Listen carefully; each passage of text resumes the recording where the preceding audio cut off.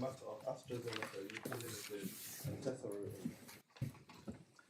Yes. Please, your ladyship and your lordships, I appear together with Mr. Mitchison for the appellant Tesaro, and my learned friends, Mr. McLean and Ms. Mugridge, appear for the respondent Astrazeneca.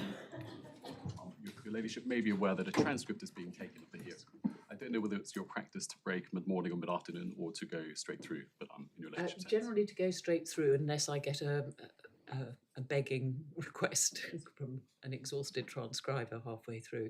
It so often depends on the speed of the submissions and so on. I'm not averse, but I prefer to keep going. I'm grateful, Milady. So, Milady, as you know, the issue on the appeal concerns the scope of Tesaro's obligation to pay royalties under a sub-license of certain patents. And just to give you the structure of my submission subject to the court, I was proposing to take you first to the key terms of the sub-licenses. Then I need to identify a couple of points of relatively uncontroversial factual matrix, part of the background to the sub-licenses. I was then proposing to develop my submissions on ground one, which is the point about the head licenses, and then to go on and make submissions on ground two, which is the construction of the sub-licenses generally. Now, what I wasn't proposing to do was to address you on the general principles of contractual interpretation. I'm sure you're very familiar with those. They're not in dispute, and the judge summarized them accurately. Are you happy with that? Happy with that? No, I think we're all familiar with that. I'm grateful. So may I proceed then straight to the key terms of the sub-licenses? And the key one is in the supplemental bundle at tab 8.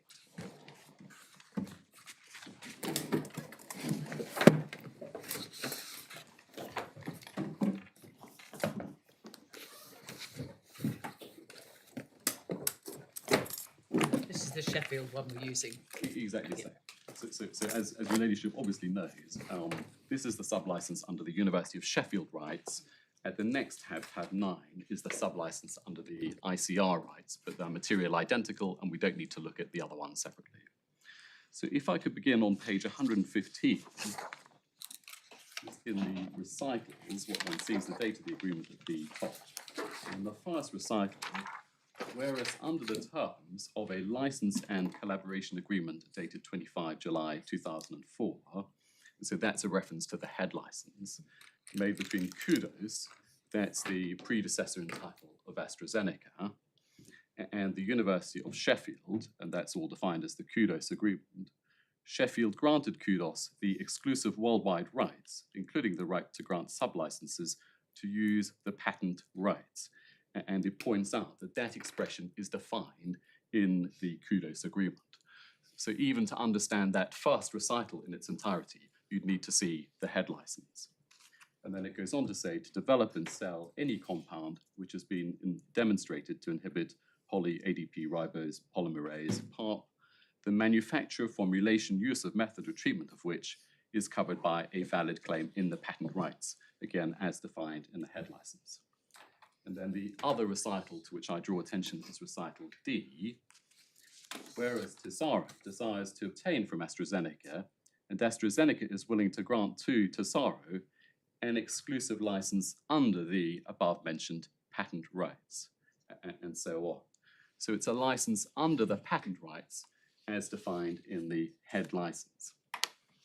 And just to anticipate one of the things I will say when we come to ground one, the reader of this sub-license would obviously wish to have in mind the terms of the head licenses when construing what these recitals mean. Now, can I go on to page 123?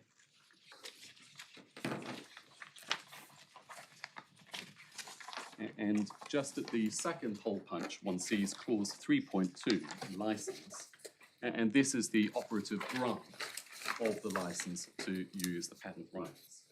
Subject to the terms and conditions of this agreement, Astrazeneca hereby grants to Tesaro and its affiliates an exclusive, even as to AstraZeneca, royalty-bearing license, defined as the license, under AstraZeneca's rights in the license patents, solely to exploit the compound and the licensed products within the field in the territory.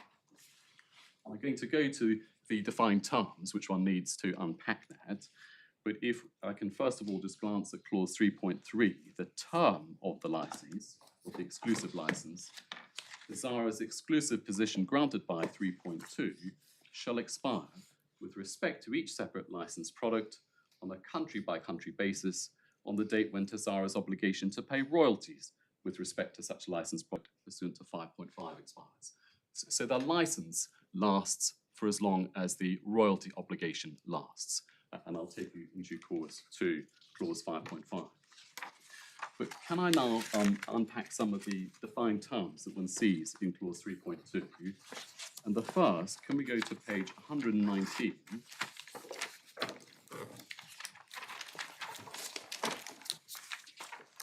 And the second definition on the page, the licensed patents, that means those patents set forth in Schedule 1 here too. And Schedule 1 is on page 151.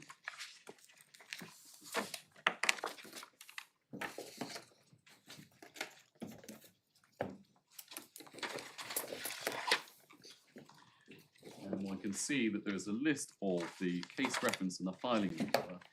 And you can see just looking at it that for some of them, a grant number and a grant has been given, indicating that those patents have already been granted as at the date of this agreement. But for some of them, for example, the fifth one down, there isn't yet a grant number and a grant. There is just a filing date. And that's a patent that was anticipated would be granted in the future after the date of this sublicense. And if we could then go back to page 119, the next definition just underneath that at 1.29 is a licensed product, and that means the product and the combination products.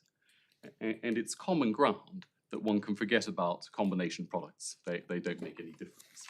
So we're only concerned with product, and that's defined 3 pages along at page 122.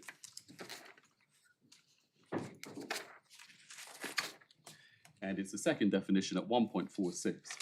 Product means any product in a form suitable for human applications that contains the compound as the sole active ingredient. So one can see that what really gives content to that definition is what is meant by compound. And that's defined on page 117.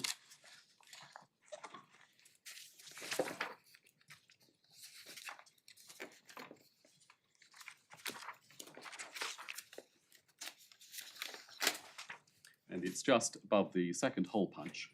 Compound means Tesaro's PARP inhibitor compounds, niraparib and MK2512. And again, the practice in this case has been to forget about MK2512. And then the key words which are critical to this dispute, the use of which may be claimed or covered by, or the exploitation of which may be claimed or covered by, one or more of the licensed patents. And those are really the critical words on the appeal. Although at first glance... Sorry, you said the common ground is to ignore MK2512. Yes. Is that safe common ground to do that?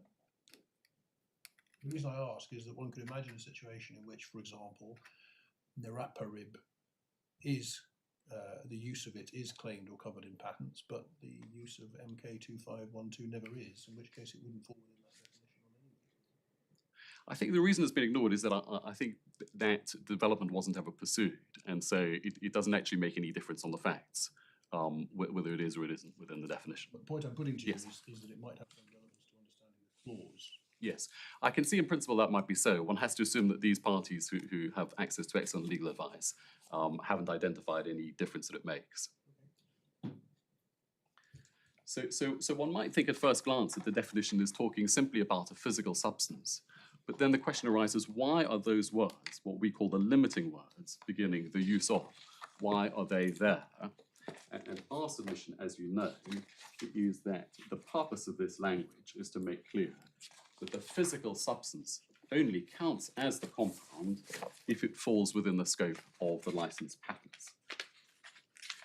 And looking at it from the other end of the lens, if the scope of the license doesn't tell you what constitutes the compound, why are those words there? What is the point of having them there? It's very difficult to see why the parties should have expressly referred to the licensed patents in this definition, if that is not intended to constrain what counts as the compound. Now, having shown you the key definitions, if I can go back to clause 3.2, which is on page 123,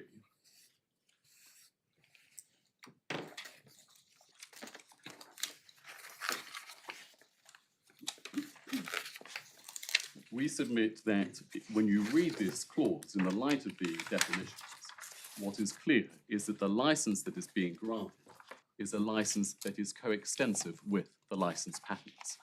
It's not a license that goes beyond that, it's coextensive with those patents. And that reflects the language, we say, but it also reflects two further things. It reflects what Astrazeneca itself had been granted under the head licenses, which I'll come on to under Grant 1. And so that was the only license that Astrazeneca had the power to grant. And as I will also explain, it's also the only license Tesaro could ever have needed from Astrazeneca, a license to use the license patents. If I could then take you to page 125.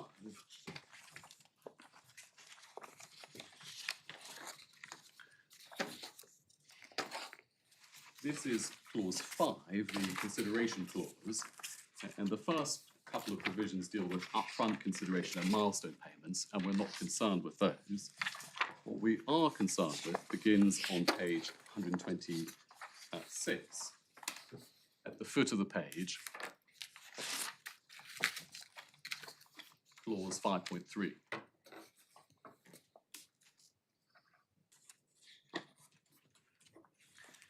And so, looking at what it says, in partial consideration of the license and other rights granted by AstraZeneca to Tesaro hereunder, Tesaro shall pay to AstraZeneca during the royalty term stated in section 5.5 a royalty of, and then I'm going to pass over the numbers because they're regarded by the parties as confidential and they don't make any difference to anything you have to decide, of the aggregate net sales of licensed products in the territory. Now, so far as net sales are concerned, they are defined on page 119.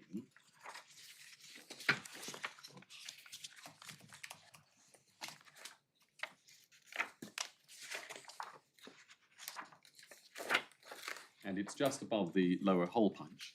Net sales means subject to 5.6 for any period of determination, the gross amount invoiced for licensed products by Tesaro, its affiliates, and their sub-licensees to third parties during such period, less allowances for the deductions that are set out. So effectively that tells you its revenue, its sales, less certain deductions. But what it doesn't tell you is what does that attach to? Which sales are we actually concerned with? The sales are the sales of the licensed products. That's the definition that matters, not the definition of net sales. Now, and so going back to 5.3, what we're concerned with are net sales of licensed products. We make 2 points about that. First of all, the very use of that label, licensed products, suggests to the reader that what we're concerned with is a product that can be sold by virtue of the license. It's not intending to refer to a product that could be sold whether or not you had the license. And so even the label itself is informative to that extent. And that impression given by the label is confirmed when you unravel the definitions to which I've taken you, and you come to the definition of compound, which refers expressly to the use which may be claimed or covered by the licensed patents. And we say that confirms the same point, namely that licensed products are those which come within the scope of the licensed patents. Now, the reason I've shown you both the grant of the license and the royalty clause is to make a point about the architecture of this sublicense. And the architectural point is that the two clauses both turn, as is common ground, on the meaning of compound. And what that means is that the meaning that you give to compound has to work in both contexts. It has to work for the grant in clause 3.2, and it has to work for the royalty obligation in 5.3. and it can't mean one thing in one context and something else in the other context. Now, the reason I underline what may seem like a rather obvious point is that as we see it, Astrazeneca, the respondent, is not accepting that point. And can I just explain to you why we say that? In the core bundle, if you were to go to their skeleton, in the core bundle, in the final tab, tab 13,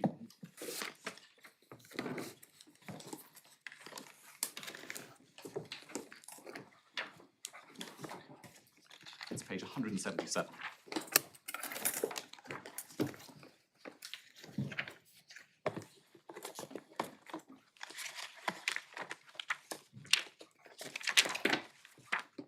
Could I ask you just to read paragraphs 44 and 45?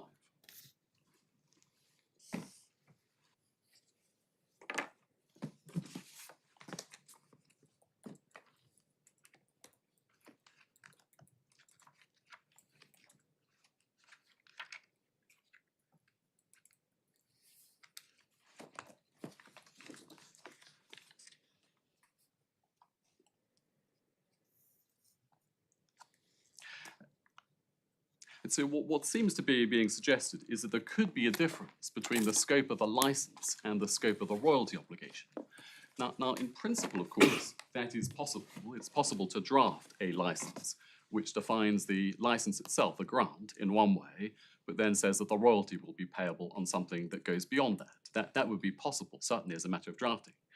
But the reason I make the architectural point here is that that is not the technique of drafting that is employed in the sublicense.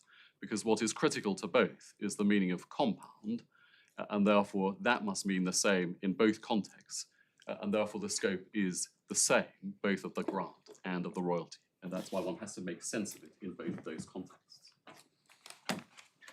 Now, back in the sublicense, can I take you next to page 128?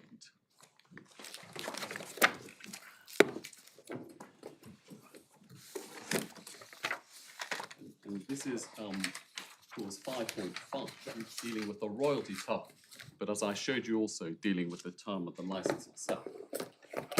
And there are two provisions, 551 and 552.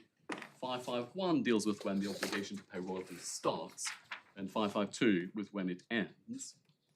And if you look at 551, the obligation to pay royalties in respect of each licensed product shall commence on a country-by-country basis on the date of the first commercial sale of the licensed product in that country. So that's looking at sale. But then it says, in the event that in a particular country, the sale occurs before the issuance of a granted patent, which is a licensed patent that covers or claims the exploitation of such licensed products, then royalties should be calculated from the date of the sale and paid within 30 days of the grant. So you don't actually have to pay any royalties over until there has been a grant of a licensed patent in that country. And then 552, the obligation shall expire, again on a country-by-country basis, at such time as there is no longer any valid claim that covers or claims the exploitation of the licensed product. And valid claim, it's defined on page 153, but it means what you would expect it to mean. In other words, there isn't a valid patent anymore. And so what we say is that... Not usually what it means in a patent license, but... It's not usually what it means. No, it usually means enforce. Enforce. I don't think it matters, but I see. I mean, I may have misparaphrased what it actually says, but anyway, the definition is there. But what we say is that clause 5.5 creates a harmonious interpretation with our view of the case in relation to the scope of the royalty obligations. Because the obligation starts, you have to pay royalties when there is a patent in force in a country that covers or claims the product. It finishes when there is no longer a patent in force that covers or claims the product. And in the meantime, you pay on what is within the scope of the patent. So the temporal scope, as it were, of the obligation and the subject matter of the obligation, they're all by reference to the scope of the patents. Whereas AstraZeneca's case amounts to saying, yes, it starts when there is a patent in that country that covers or claims the exploitation of this product. Yes, it ends when there isn't one, But in the meantime, what you pay on has actually nothing to do with the scope of the patents, or at least it's not determined by the scope of the patents. And we suggest that makes no sense of clause 5.5. And then finally, on page 129, the next page, I just wanted to draw to your attention that 5.8, that there is an audit right in the contract, in the sublicense. So Tesaro is required to keep complete and accurate records or books of account showing the information necessary for the accurate determination of sales. And in 5.8.2, Astrazeneca can appoint an accountant to check the books and records and see whether they agree with the figures. So those are the key terms of the sublicenses at issue. This is obviously a professionally drafted contract. It's between two sophisticated commercial parties, and therefore the language is very important in ascertaining what the meaning of the obligation is. And we say, by reference to the provisions to which I've just taken you, that the language strongly supports our construction of the royalty obligation. Now, what I wanted to do, I'm sorry. No?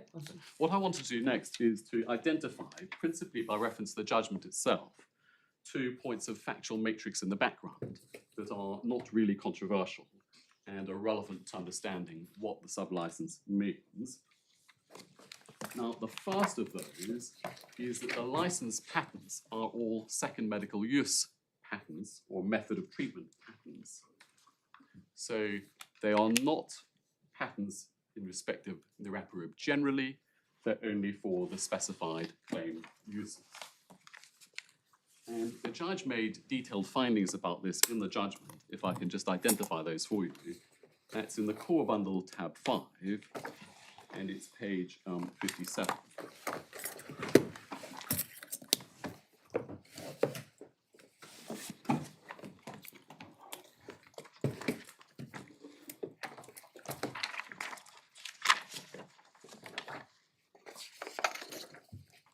So it's paragraph 56, and what the judge is doing is summarizing his conclusions as to what would have been understood about the patents as at the date these agreements were entered into in 2012. And in Roman 1, he says that both an oncologist and a lawyer reading the specification would conclude that the overwhelming majority of the teachings involved identifying cancers as likely to be HRD, that's HR deficient, by the application of some medical or scientific procedure. Then if I can go on to Roman 5, he, over the page, he makes the point that an oncologist reading the patents in 2012 would conclude that identification of a cancer as HRD would, in all cases, involve a medical or scientific procedure. Now, we would suggest that's the most important finding, because obviously the patent is addressed to the skilled addressee, that's an oncologist, and so that's the point that really matters. He does go on to say what a patent attorney might think about that, to the extent that's relevant, and he says they might see room for doubt about it. And then in Roman 8, importantly, he said that Tesaro's belief in 2012 that some of the uses of niraparib that it was considering would involve no infringement of the patents was therefore appropriately grounded in the wording of those patents as they would be read by an oncologist. And if I can just round this off by a further summary of the judge's conclusions, at page 78,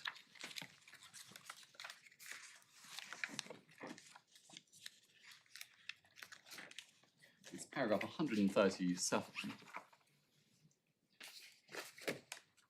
and he says, I have found that both parties would have been aware in 2012 there were uses of niraparib as a cancer treatment that did not fall within the scope of the claims in the licensed patents.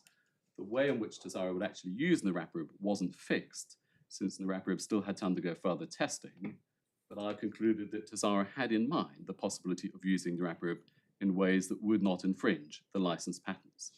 And then he referred to Mr. Hoxie, that's AstraZeneca's expert, saying in cross-examination that no one wanted to be a chump and pay royalties for nothing. Are you stopping there? So that's the first point of factual matrix found by the judge, that the drug could be used in non-infringing ways, and that Tesaro had that in mind. And so that's a powerful reason why the contract would have taken care to distinguish between uses that are covered by the patents and uses that are not covered by the patents. Now, the second point, again by reference to the judgment, is about the United States law doctrine of patent misuse. And again, I can just go to the judge's summary on page 64.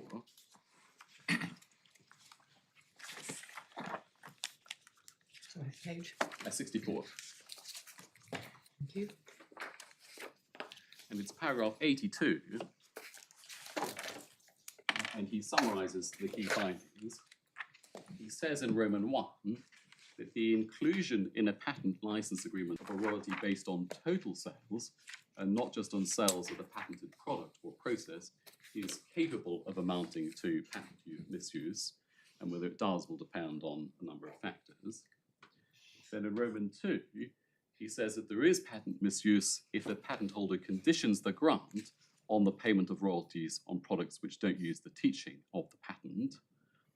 And you can see in 3 what conditioning means. The patentee refuses to license on any other basis.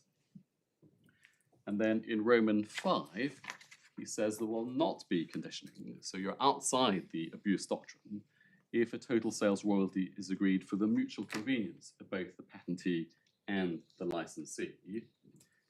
And then if I can go over to Roman 8 on the next page, he says, where a license agreement includes a total sales royalty and the parties agree an express contractual statement that it was agreed for their mutual convenience, the court will have regard to that statement. Although he says it's not conclusive, but the court will have regard to that.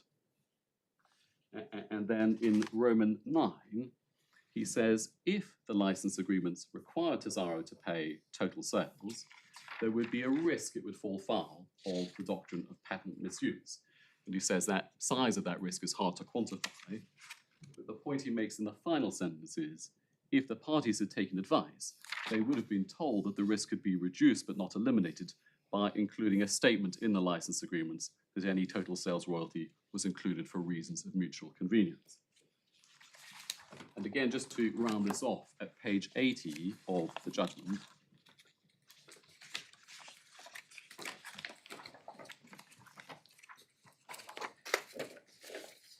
he comes back to this point at paragraphs 145 and 146.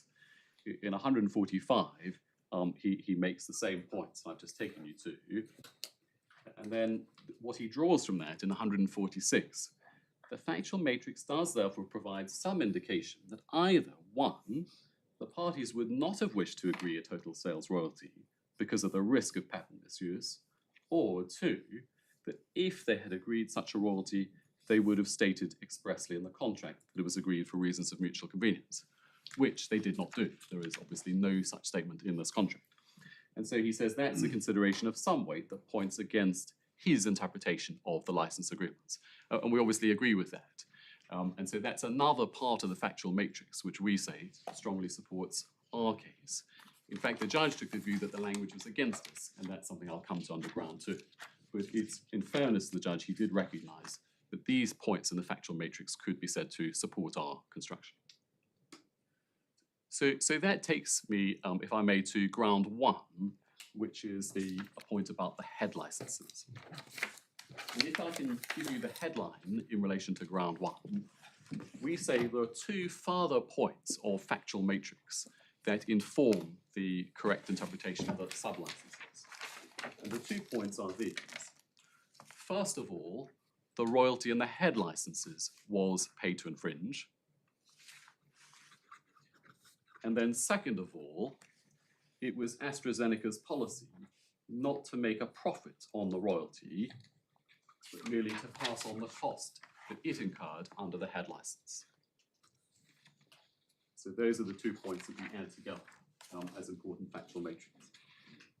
So if I can deal first with the head licenses themselves. Just before you go on, so far as the first point is concerned, you characterise this as a point on the factual matrix.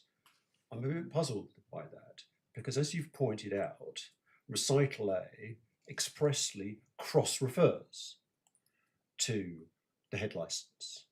So why do you need factual matrix? It's a document that is cross-referred to and moreover made clear is the foundation for the grant of the sublicense. So you can read the two documents together. Why do you need factual matrix? Well, this may be a semantic point. We rely on the fact that the recital cross-refers them as a reason for regarding it. The head license is a very important document that you would have in mind when construing the sublicenses. We've called that factual matrix in the sense that it's a document that has to be taken into account in understanding what the sublicense means. But normally you use the factual matrix to bring to bear facts which are not found within the document you're construing. Whereas in the present case, what you're relying upon is another document which is expressly cross-referred. Well, your lordship is right. Certainly the existence of the head licenses is expressly cross-referred to. What is not apparent simply from reading the sublicenses is what is the royalty arrangement in the head license. You go to the head license, which is cross-referred to, and you find out. Well, your lordship is right about that. So it may be we were wrong to put it in that way, but what it amounts to, I think, is the same thing, which is... it doesn't make any difference. No. I just find it analytically a little odd, that's okay. Well, I would certainly defer to your lordship on that point. Patton, can I, if you'll forgive Yes. me, spoil it by saying maybe it does make a difference, and therefore it would be helpful to understand your submissions properly, because what might be said against you is that if it's a factual matrix question, then there is a finding of fact by the judge about the beliefs of the people involved. And if it's not a factual matrix question, if it's some other character, some other class of thing, then that factual finding may not matter. So I'm not sure that I don't know what the answer is, but I just don't want you to proceed on the assumption that the answer to this question doesn't matter, because maybe it doesn't, but I think it might. Well, so my submission is that even if, as we have characterised it, it's a factual matrix point, what the parties thought is completely irrelevant. What they thought the head licenses meant is completely irrelevant. And we have never, ever relied on what the parties thought they meant. We didn't seek to put in evidence about that. We didn't refer to documents which describe what they thought it meant. Our point is that the document itself was known to the parties, and therefore they can read it and see what it says. And so what the factual matrix isn't what they thought it meant, it's what it actually meant. The terms themselves are the matrix. Forgive me, as I understand it, then your opponents are correct that you're not challenging the finding of fact that the judge made, that the mutual belief of the parties was not that the head license had that effect. Your point is you're not challenging it because you say it doesn't matter. Well, it's up to you. I just want to make sure. Well, I think that's that's something he said in his reasons for refusing permission to appeal rather than in the judgment itself. It was never an issue before him what the parties thought the head licenses meant. And when he came to refuse permission to appeal, he said he didn't accept that there was a common understanding. He'd never been asked to find that there was a common understanding. And so if one was suggesting he had made a positive finding that they thought it meant different things, that I wouldn't accept. But he hasn't said that. He's simply not made any finding as to what the parties subjectively thought the head licenses meant. But our case all along was they had the head licenses, look at it and see what it says, and that then is something that the reasonable reader of the sublicenses would take into account when considering the sublicenses. Well, I'm a little puzzled by this for the reason that I stated earlier. So, we are concerned with the objective interpretation of the sublicense through the eyes of the reasonable reader of that document. Yes. The reasonable reader of that document, almost the first thing they see is a cross-reference to another document which is explicitly identified as being the foundation for the sublicense. And therefore, why does the reasonable reader not start by going to the head license? It's, in effect, it's part of the document that the reasonable reader is construing. This has got nothing to do with any question of fact. It's part of the document. Well, your lordship is right about that. We have described that, the fact that there is another document which the reader would want to have in mind. We have called that factual matrix. We're not relying on the principle that my learned friend wants to mention, that where, for example, you have a single suite of documents in a contemporaneous transaction, that you have to construe them all as one package and to give them an overall meaning that makes sense of all the different documents together. That's not the principle we've been relying on. But we've always relied on the cross-reference to the recital as a reason why the reasonable reader would want to know what the head licenses say. And it may be the label factual matrix doesn't add anything to that point. But what we have always relied on is the objective meaning of the head licenses and not what anyone might have thought it meant. Presumably that means the later emails don't matter. They matter for a different reason. They matter because of what they tell you about the relationship between the head license and the sub-license. They don't tell you what the head license means. What they tell you is that the basis is going to be the same upstream and downstream. And I'll come to that if I may. Okay. So far as the head licenses are concerned, can I take you first of all to the Sheffield head license, which is in tab 1 of the supplemental bundle.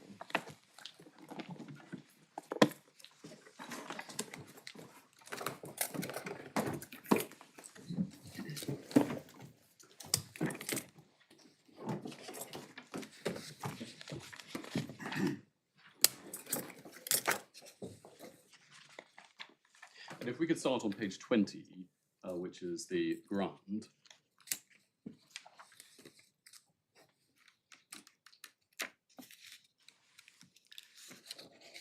Clause 2.1 of the first hole punch. Subject always provisions of 2.2, university hereby grants to Kudos an exclusive worldwide sub-licensable license under the university IP to develop, have developed, etc., products in the field. And the critical definition is product, and that one finds on page 18.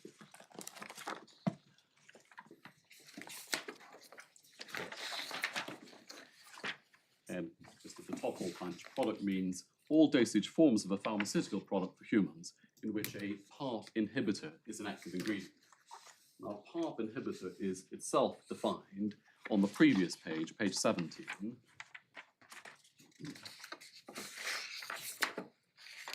And it's at the top of the page, the second definition. It means a compound which has been demonstrated to inhibit PARP, the manufacture, formulation, use of, or method of treatment with which is covered, capital C, by valid claims of university patent rights. Now, a compound is on page 8.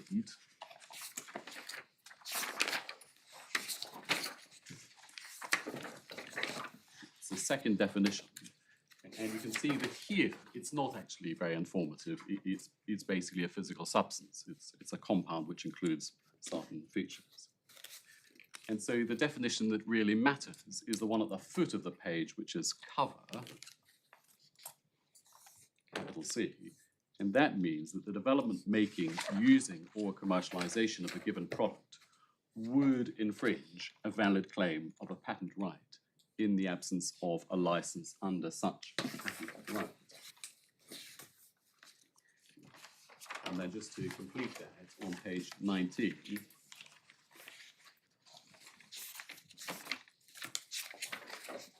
at the foot of the page, the last definition is valid claim. So that's a claim of an issued and unexpired patent included within the patent rights. And so the effect of those definitions is that the grant to use, make, commercialize products all comes down to whether there is something that has got a PARP inhibitor in it, but PARP inhibitor here means something which is covered by a valid claim of the patents, and that means that it would infringe the patents in the absence of a license.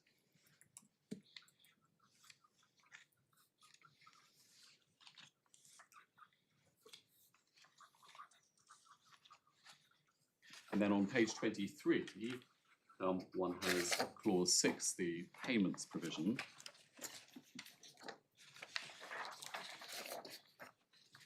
And then, again, it's in the similar form. And then if we go to page 25,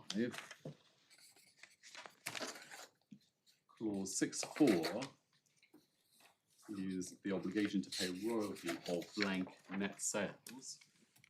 And that was redacted in the form that was given to Tesaro. And again, underneath that 6.5, the payments are made for as long as there are valid claims of the university patent rights which cover the PARP inhibitor in the product.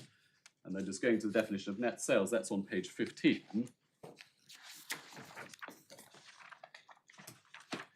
And you can see net sales means the gross amounts received by Kudos or its affiliates or its sub-licensees for all sales of the product, capital P. So that takes you again to, is it a PARP inhibitor? And that depends on whether it's covered by a valid claim, i.e. would it infringe the patents if there wasn't a license? So just to make a few points on the definition of net sales, the first is that this is a royalty that Astrazeneca will have to pay to the head licensor based on sales of its own product, because as you may have picked up from the judgment, it's got its own PARP inhibitor, Lynparza. So that's its royalty obligation.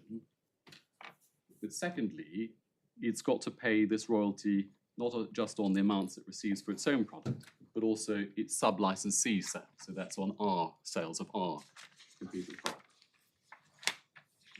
And then, as I've said, the key point is the test for whether it is a net sale is whether it would infringe the patents. Can I just ask a small question at Yes. this point, which I think is completely irrelevant, but just to get it out of the way? When we looked at the sub-license, we saw that it was exclusive of AstraZeneca. So how does that work in terms of the relationship between the head license and AstraZeneca's exploitation? So I hope I got this right. It's that there are a number of different PARP inhibitors. Niraparib is the one that has gone to Tesaro, and that's exclusive, whereas Lynparza is olaparib, Okay, fine. which is a different Thank drug. you. That's what I thought, but I thought it'd be useful to clarify. Thank you. I'm grateful. So we say that when you read, it takes a few minutes to read the head license and to see that this is a pay-to-infringe royalty based on the very clear terms. And we do say it's very clear, but whether it's very clear or not, it has a meaning, and the meaning that the reasonable reader would give to this is that it is pay-to-infringe. Now, the judge said it was possible to make a good case to that effect. That's paragraph 66 of the judgment, but he didn't decide the point. He effectively ducked it. We would suggest he was wrong to do that. First, because it is clear, and no one has identified any real counter-argument that could be made, let alone one that would actually succeed. And second of all, even if it's not completely clear-cut, one has to take a view about it, and the view one would take is that it is pay-to-infringe. And I don't apprehend from my learned friend's skeleton argument that they are going to be positively arguing that you can get any different interpretation out of this agreement. So that's the first of the two head licenses. The second one is at tab 2 in the supplemental bundle, and I can take my small short one. So starting at page 60, Well, is this any different? I thought the skeletons, it was common ground, that they're materially the same. that would be my submission. It may be, I can hear grumbling from Mr. McLean, so maybe I should take you very quickly through it. Okay. On page 60, you can see clause 2.5, which is the grant.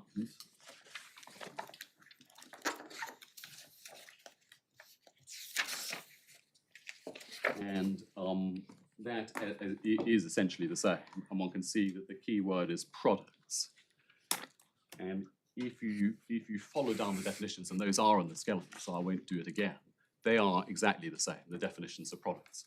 So you end up asking, is it a product? It depends on whether it's a PARP inhibitor, and that depends on whether it would infringe a valid claim. So that's the same. So far as the payment provisions are concerned, they're over the page at 61, starting at the foot of the page.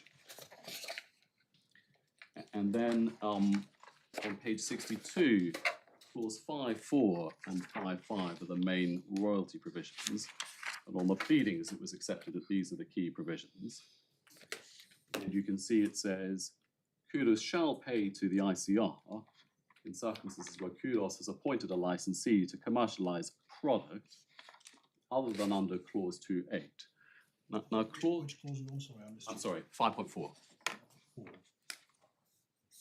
Oh, I see. You were just reading from the middle. Yes. Yes, exactly. I'm sorry. That's all right. No, I got it. So 5.4 applies where Kudos has appointed a licensee other than under 2.8.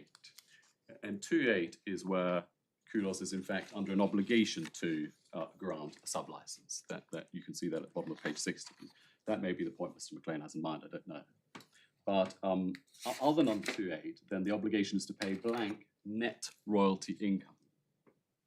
Now, net royalty income is defined on page 56, right at the foot of the page.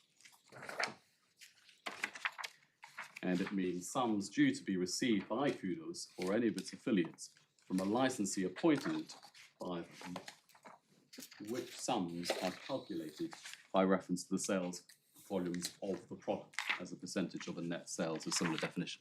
So that's again back to product. Does it infringe? So that's plainly pay to infringe. There was a suggestion below that in fact the key provision isn't 5.4 but 5.6, i.e. That Astrazeneca was obliged to appoint Tesaro as a sub-licensee. But that makes no difference because if you look at 5.6, in addition to the sums due to the ICR under 5.2 and 5.4, Kudos shall also pay to ICR blank of all net lump sums and net royalty income received by Kudos. So it's exactly the same defined term net royalty income. That takes you back to products that infringe.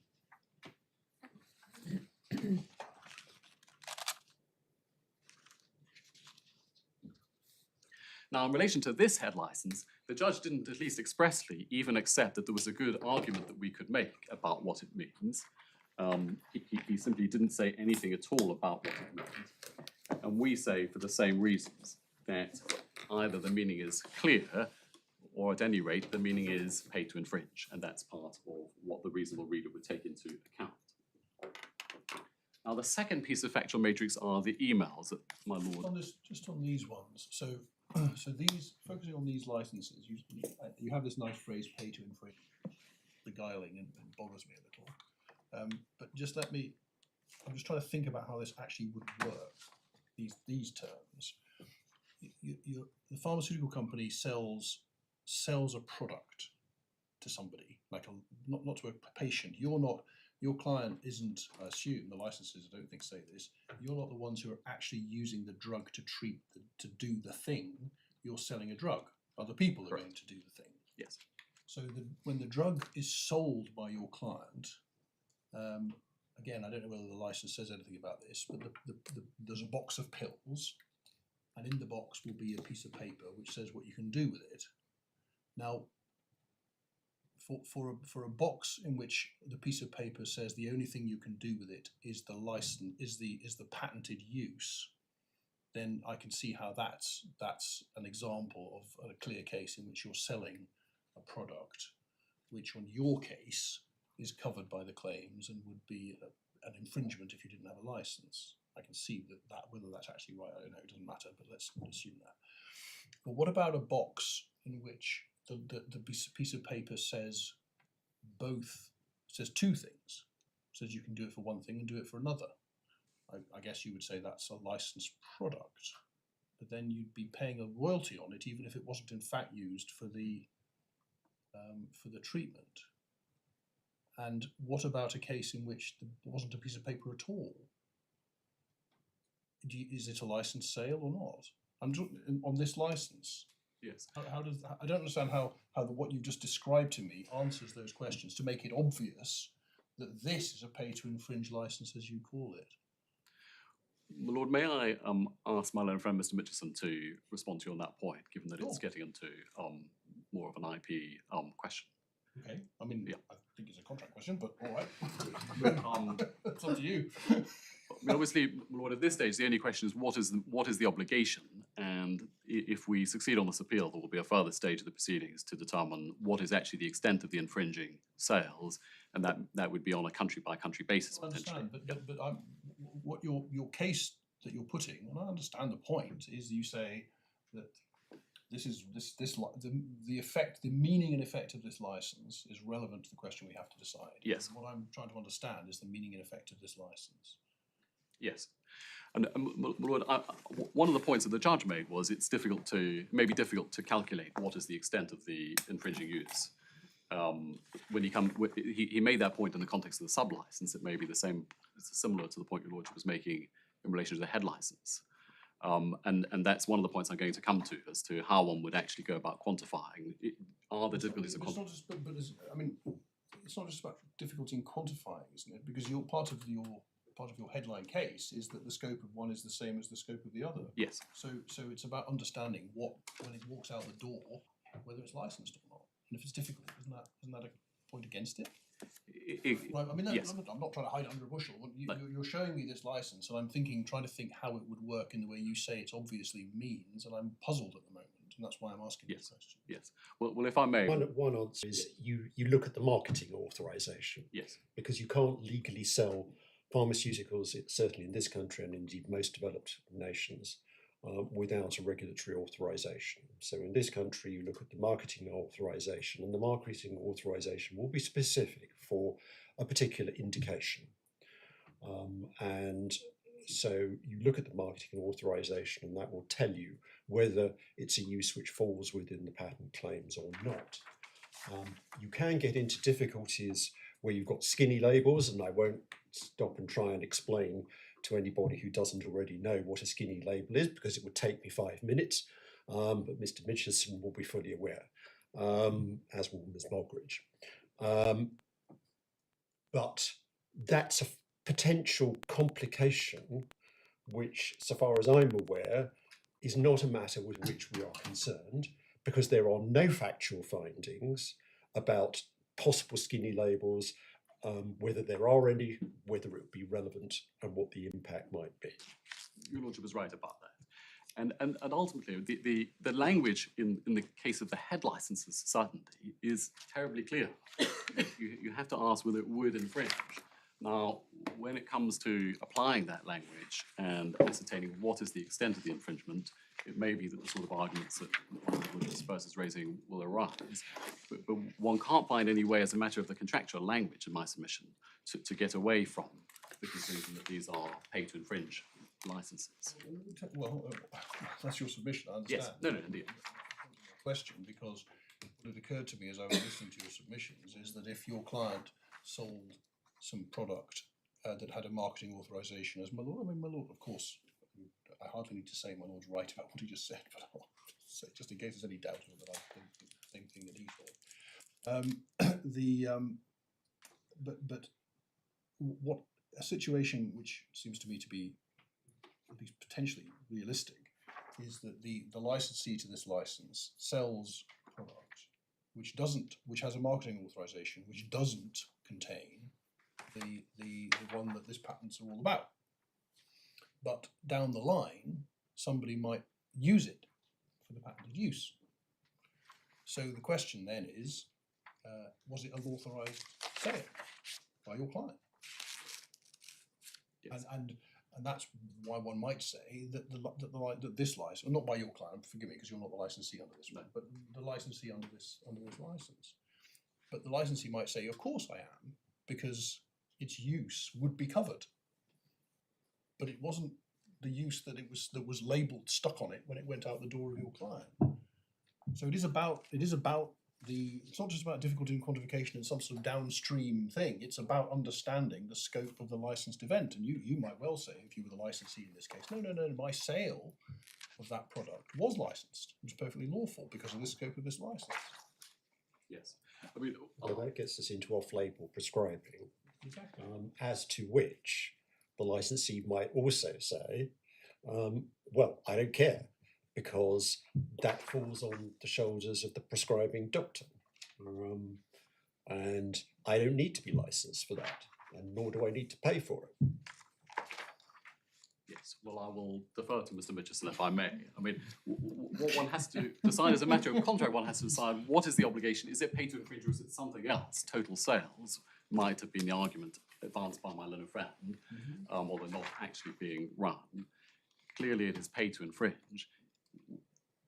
How one in fact implements that in practice, whether that is capable of giving rise to difficult questions in certain factual scenarios, that's a separate point.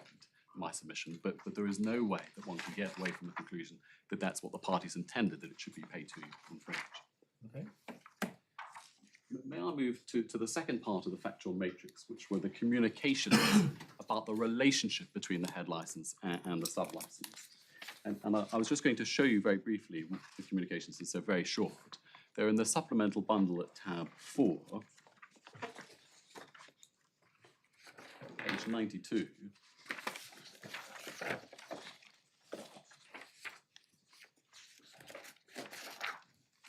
And in the middle of the page, you should see an email from Emma Barton, Dr. Barton of Astrazeneca on the 23rd of May to Mr. Cook, who was a lawyer at Hogan Lovells acting for Tesaro. So this is before the date of the agreement. And she attaches a non-binding offer. She says that the terms include various matters, including, in the last bullet point, a small royalty. And then she says the financials have been set, and it should be so. AZ can cover its financial obligations to the ICR. We don't seek to make a profit on this and therefore have no room for manoeuvre. And there is essentially an identical form of words used in relation to the other head license, and that's on page 101. It effectively says the same thing. And just to, it's page 101 in the middle of the page, an email of the 2nd of June 2012, and you can see the statement in the second line. I've deliberately kept the costs so that they just cover AZ's obligations to the University of Sheffield, so we have no room for manoeuvre. And if I can just round off this part of the evidence, at page 110,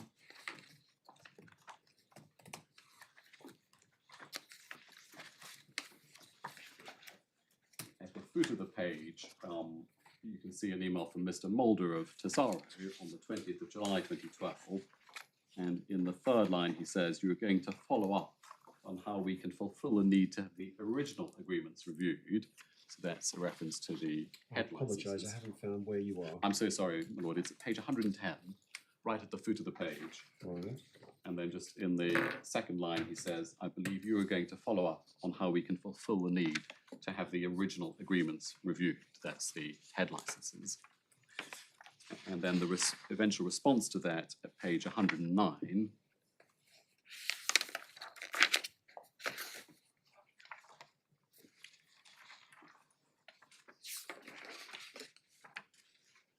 At the top of the page, Dr. Barton on the 31st of August, and she apologises for the delay in getting the agreements to you. I now have permission to share redacted versions of the head licenses. And then I just highlight in the penultimate paragraph beginning clearly, she says, clearly you'll want to hold off from signing the agreements until you've been able to review the redacted kudos license agreements. And it's common ground, therefore, that we had the head licenses.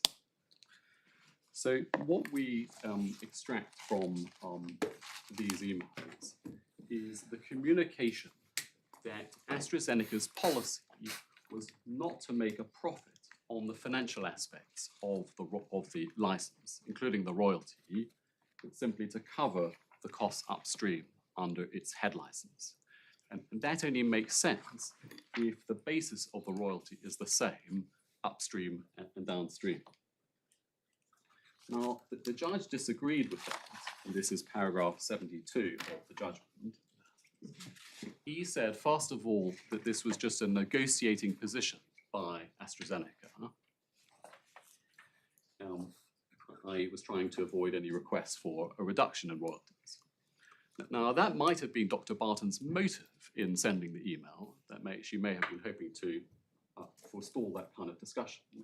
But we're not concerned with her motive. What we're concerned with is the factual position that she communicated. And what she communicated, in fact, was that AstraZeneca was not making a profit, but just cost coverage.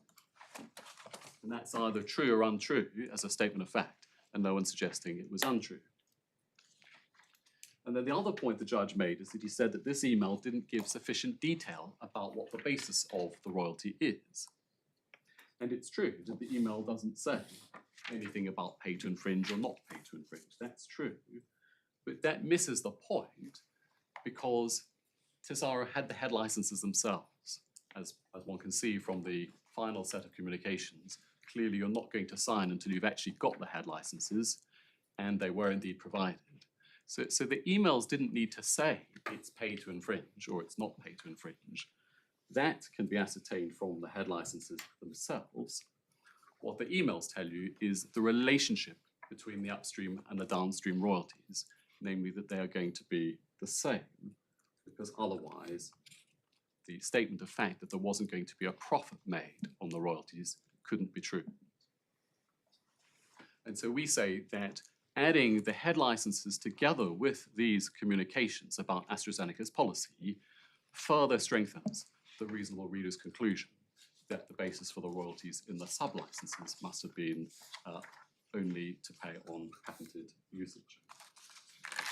So can I now turn to ground 2, which is the general question of the construction of the sub-licenses.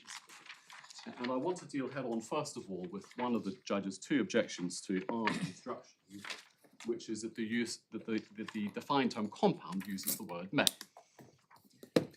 And our submission on that is that it is a perfectly conventional way of conveying something in the future. We've cited a very old case to that effect, but I don't think I need to take you to it because AstraZeneca accept in their skeleton, paragraph 25, that may can often be used to convey the future. Now, there are 2 elements of futurity in this case, which explain why may was used. First of all, as I showed you when I took you to Schedule 1, some of the patents hadn't yet been granted. Some had, but some had not. And that's a reason why future-looking language may have been used. But the second point is that the use or exploitation of the patents was itself necessarily going to be something that happened after the date of the agreement. Now, the judge accepted that that was a sustainable reading of that second reason I've given, that the use or exploitation was future. He accepted that was a sustainable reading of the words maybe. And that's paragraph 122 of the judgment. But he said it wasn't the most natural reading. And the reason he said that was because he says there's no reason to emphasize that it's going to be in the future. So he essentially puts a burden to explain, well, why would you go out of your way to stress that this is something happening in the future? And we would suggest, well, you don't need some special justification for using future-looking language. It's something that is future, and it's perfectly natural to use language that reflects that. There's no special burden. Can I make one other point, which is if you could go back, please, to clause 5.5, which is in the supplemental bundle of tab 8, page 128.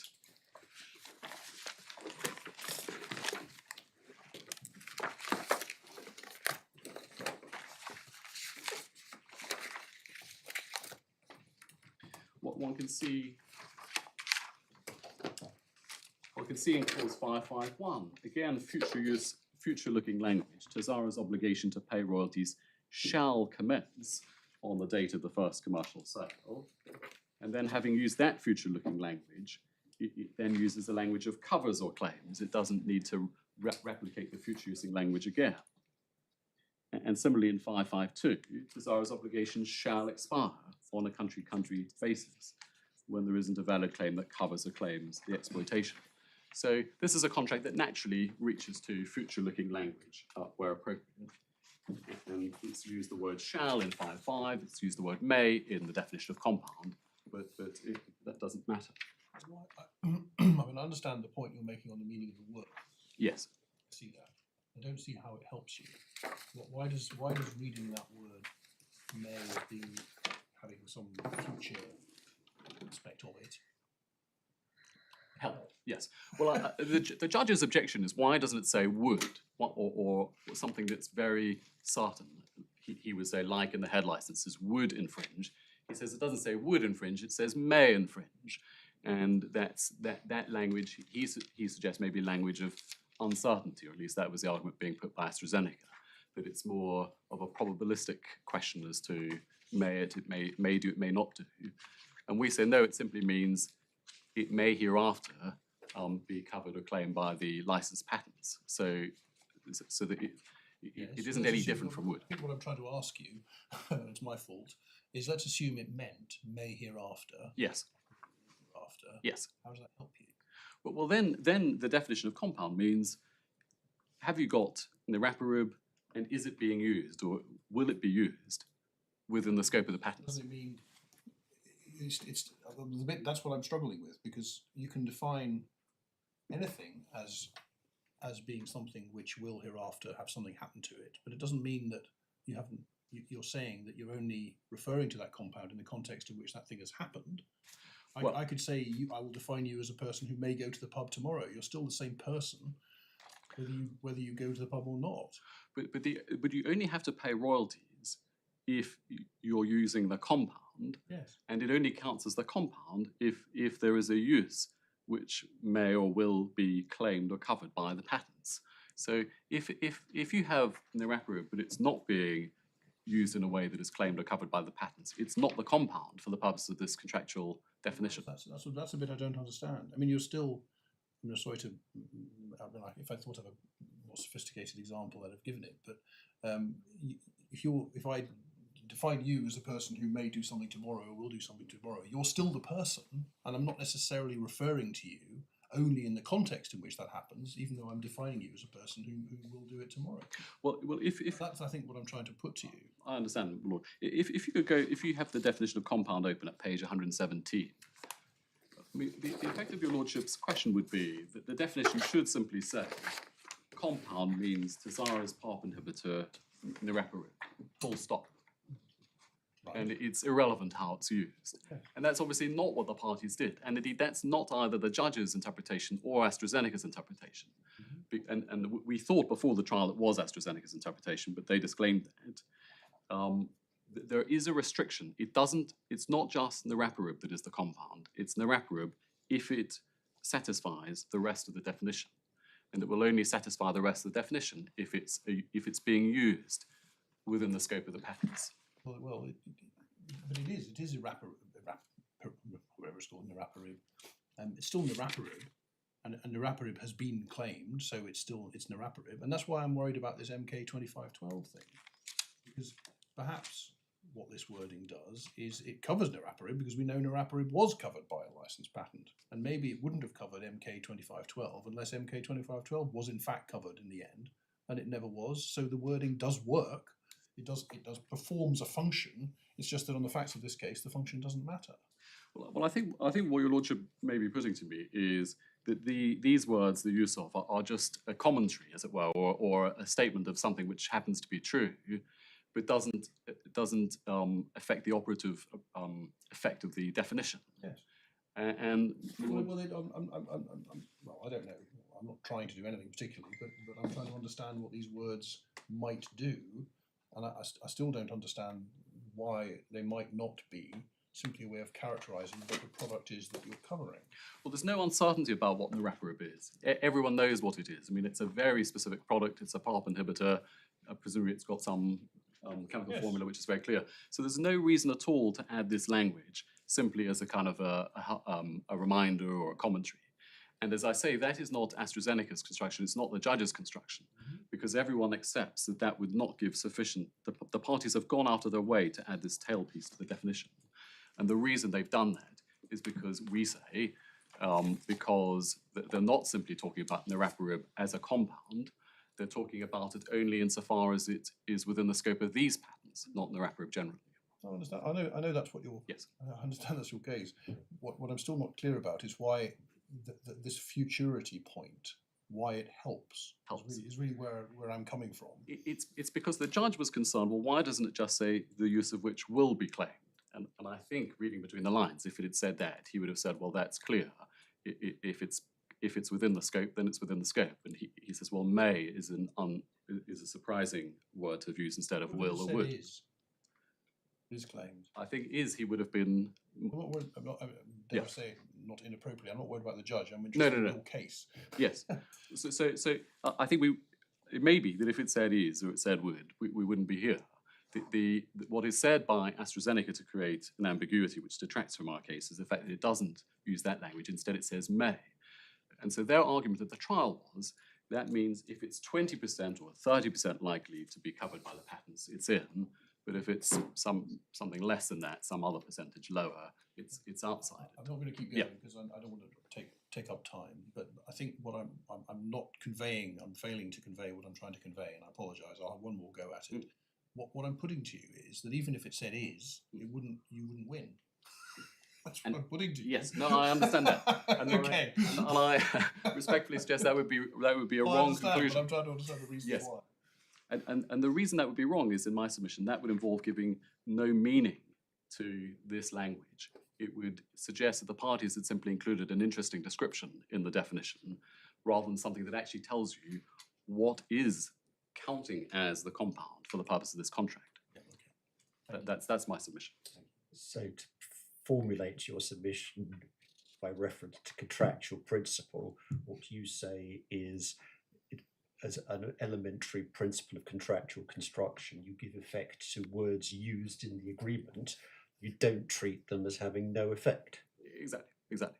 Because why have these parties put these words in if they have no effect at all? Exactly.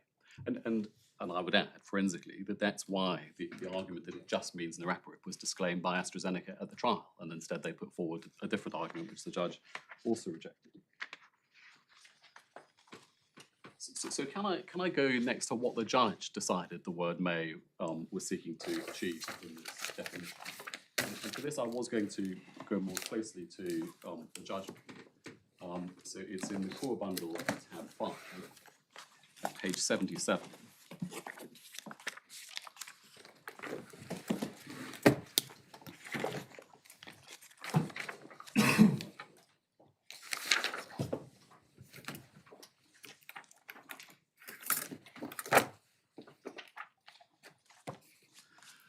So if one could just start at the top of the page, just to make good what I said to my Lord Justice Birss, in 120 Roman 1, the judge's concern is that it doesn't say would, it says maybe.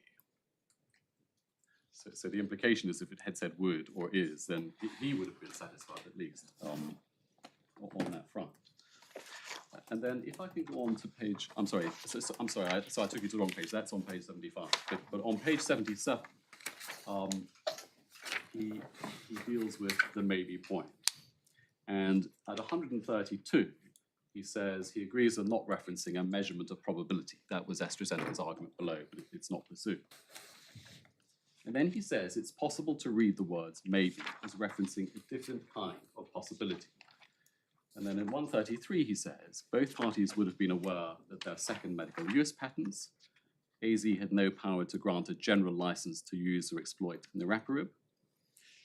For example, it couldn't grant a license to use niraparib as a treatment for hair loss because it was only for certain uses in treating cancer. A definition of compound that simply stopped after identifying niraparib and MK2512 wouldn't have worked, firstly, because it might result in Section 3.2 being treated as conferring a license to use it for hair loss. That's perhaps another answer to my Lord Justice Birss's question. And secondly, because it might result in 5.3 being read as obliging Tesaro to pay a royalty if it used niraparib as a hair loss product.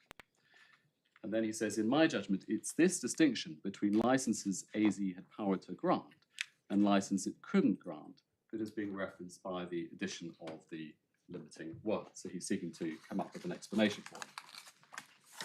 Now, at first glance, you might think that that distinction in 134 is supportive of our case, because our case was that the licenses are coextensive with the patents. That reflects the head licenses.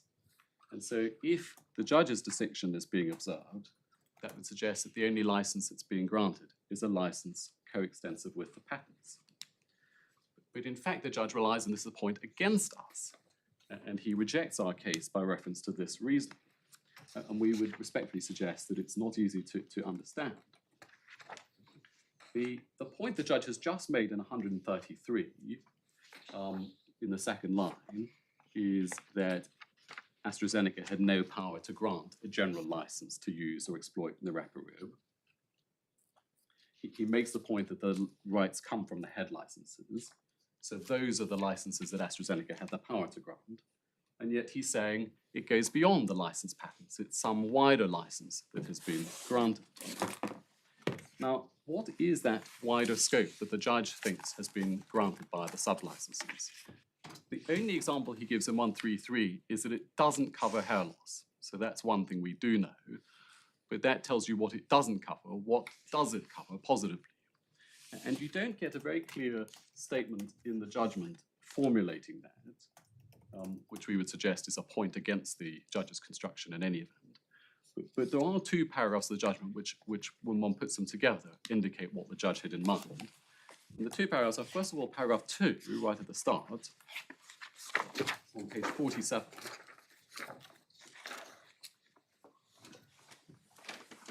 And in the third line, he says, by way of overview, AZ contends that the license agreements require Tesaro to pay a royalty calculated by reference to total sales of relevant products for use as cancer treatments, i.e. that there is a total sales royalty. So the judge seems to be meaning by total sales royalty, not any sale, but a sale for use as cancer treatments. And then the other paragraph is the last paragraph of the judgment on page 81.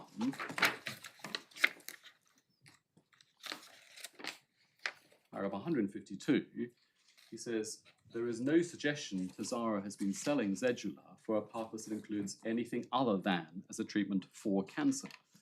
In those circumstances, Astrazeneca wins. So as best one... That's very interesting. Yeah. Can you help me on this? Was it AstraZeneca's case that the scope of the royalty obligation was selling Zedula for use as a cancer treatment? No, my lord, it wasn't. This was, as I mentioned, AstraZeneca's case was that you do a probabilistic assessment as to whether you're within the patents or outside them, and the judge rejected that. But the judge's interpretation is not one that either party was running at the trial, and it's not one that he raised with us at the trial. So it's one that appears in the judgment.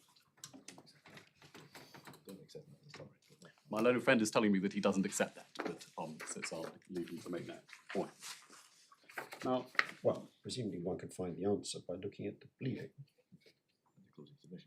yes. So, my lord, I mean, that's the point we've made in the skeleton, that the judge's interpretation wasn't one that either party had adopted, and it wasn't gainsaid in AstraZeneca's skeleton, but there it is. So we make a number of criticisms of the judge's interpretation that cancer treatment is the limiting factor. First of all, and most importantly, when you look at the language of the sub-licenses, you simply cannot get there, because we all agree that the definition of compound is the one that matters, and that cannot take you to cancer treatment as being the touchstone. It refers to the licensed patents, but the judge's wider scope covers not just the patents, but the prior art. So, for example, treatment for cancer not having been identified as HRD. Secondly, as a matter of commercial common sense, it doesn't make sense. Why would AstraZeneca seek to grant a license to use the prior art? It didn't have the power to do that. And Tesaro didn't need that license from AstraZeneca. It already had a license from Merck to use niraparib. Third, this creates a mismatch with clause 5.5. Clause 5.5, the obligation to pay royalties starts and ends when the licensed patents cover or claim the use of the product. But on the judge's approach, the royalty is payable in something different, any use for cancer treatment. And you won't find, I think, in my learned friend's skeleton, any attempt to justify this part of the judge's reasoning. But I'll leave him to explain otherwise. Now, the next key passage in the judgment is on page 78.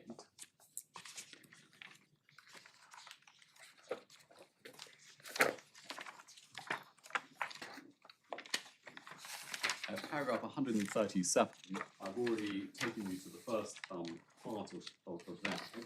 That was the chump point. But then at paragraph 138, the judge says, I'm unable to accept that argument because its plans for Zedula were uncertain and the scope of the patents wasn't certain, Tesaro sought and obtained a broad license. And he refers again to a broad license in the last sentence. Now, the difficulty with that is, what does a broad license mean? As the judge has himself said, the only license AstraZeneca could grant was a license that was coterminous with the patents, and that was the only license that we needed from AstraZeneca. So the word broad doesn't really assist. It's coextensive with the patents. That's not broad or narrow, it's just a license to use those patents. And then at 139, he says, having obtained a broad license, there was a question as to how the royalty should be calculated. If there had been a clear dividing line between uses that would infringe and uses that would not, it may have been possible to agree to charge by reference only to infringing use, but the boundary was uncertain, and so a royalty of total sales was agreed, he suggests. And that ignores, we suggest, the point about the contractual architecture. The language in the contract to define the license and the language to define the royalty is the same, and both turn on the meaning of compound. And so what the judge seems to be contemplating here, that there might be a license for one and a royalty on something different, that simply doesn't work given that architecture. Then at 140, the judge says, refers to an argument made against us, that our interpretation would mean that Tesaro wasn't granted the freedom to operate that it needed. And in 141, he says he doesn't accept that. If Tesaro's argument is correct, the license gave it a license to exploit the wrapper in ways that would otherwise infringe. However, Tesaro didn't need any license broader than this, and we agree with that. That's absolutely right. So he rejects the idea that, that a license that's simply coextensive would deprive us of freedom to operate. He makes the same point in the last sentence of 141. But then in 142, he says, I accept a more limited version of the submission. For the reasons I've given, Tesaro didn't actually need a license that extended beyond the claims in the patents, but freedom to operate was important, and I'm prepared to accept that the words may be were to emphasize the width of the license that was being granted. And he makes that point again in the last line. Now, it's not clear what that means. First of all, the judge seems to be saying, when he talks about emphasis, that suggests it's a rhetorical feature. It's done for emphasis, not because it substantively changes anything. If it's not changing anything, if it's just rhetorical, then that supports our case. It doesn't go against our case. And yet, the judge's conclusion is that our case is wrong. So there seems to be a mismatch between that reasoning and his conclusion. And then the second point is just 5 lines from the bottom. He says, as I have explained, that emphasis was not necessary, at least in the context of the definition of compound. But sometimes people do things that they don't need to do, he says. Now, you'll recall that that's the very point the judge made against our explanation of maybe as looking to the future. He said, well, it's not necessary. Why do you have to go out of your way to emphasize futurity? And that's why he didn't accept our futurity point. Well, here the judge is making his emphasis point, but he's saying that isn't necessary either. So he's rejecting our argument by reference to something else that isn't necessary. We would suggest that's not really consistent. So in summary, we say that the judge was wrong to say that there was a problem that maybe created a problem for our case because it's simply future-looking language. But in any event, the alternative that the judge arrives at that maybe somehow takes you to a scope of the license that is broader than the patents and extends to any use for cancer treatment is simply not sustainable. You cannot get there either on the language or as a matter of commercial common sense. So that was the judge's first objection. The judge's second objection, if one goes back to page 75,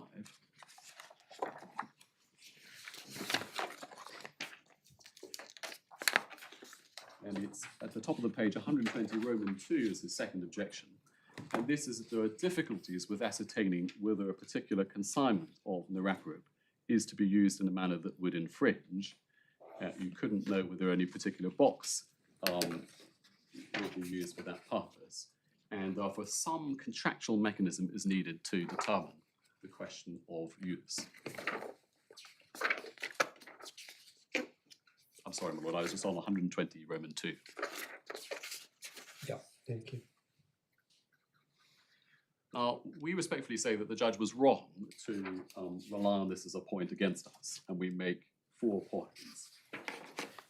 First of all, we say that you do not need some additional mechanism in the contract to determine the question of use. The language of the contract directs the parties to ascertain what proportion of sales fell within the scope of the patents. And that is the mechanism, and that directs you to construe the claims of the patents in each country, and then look at the facts to see what is the extent of the patented use.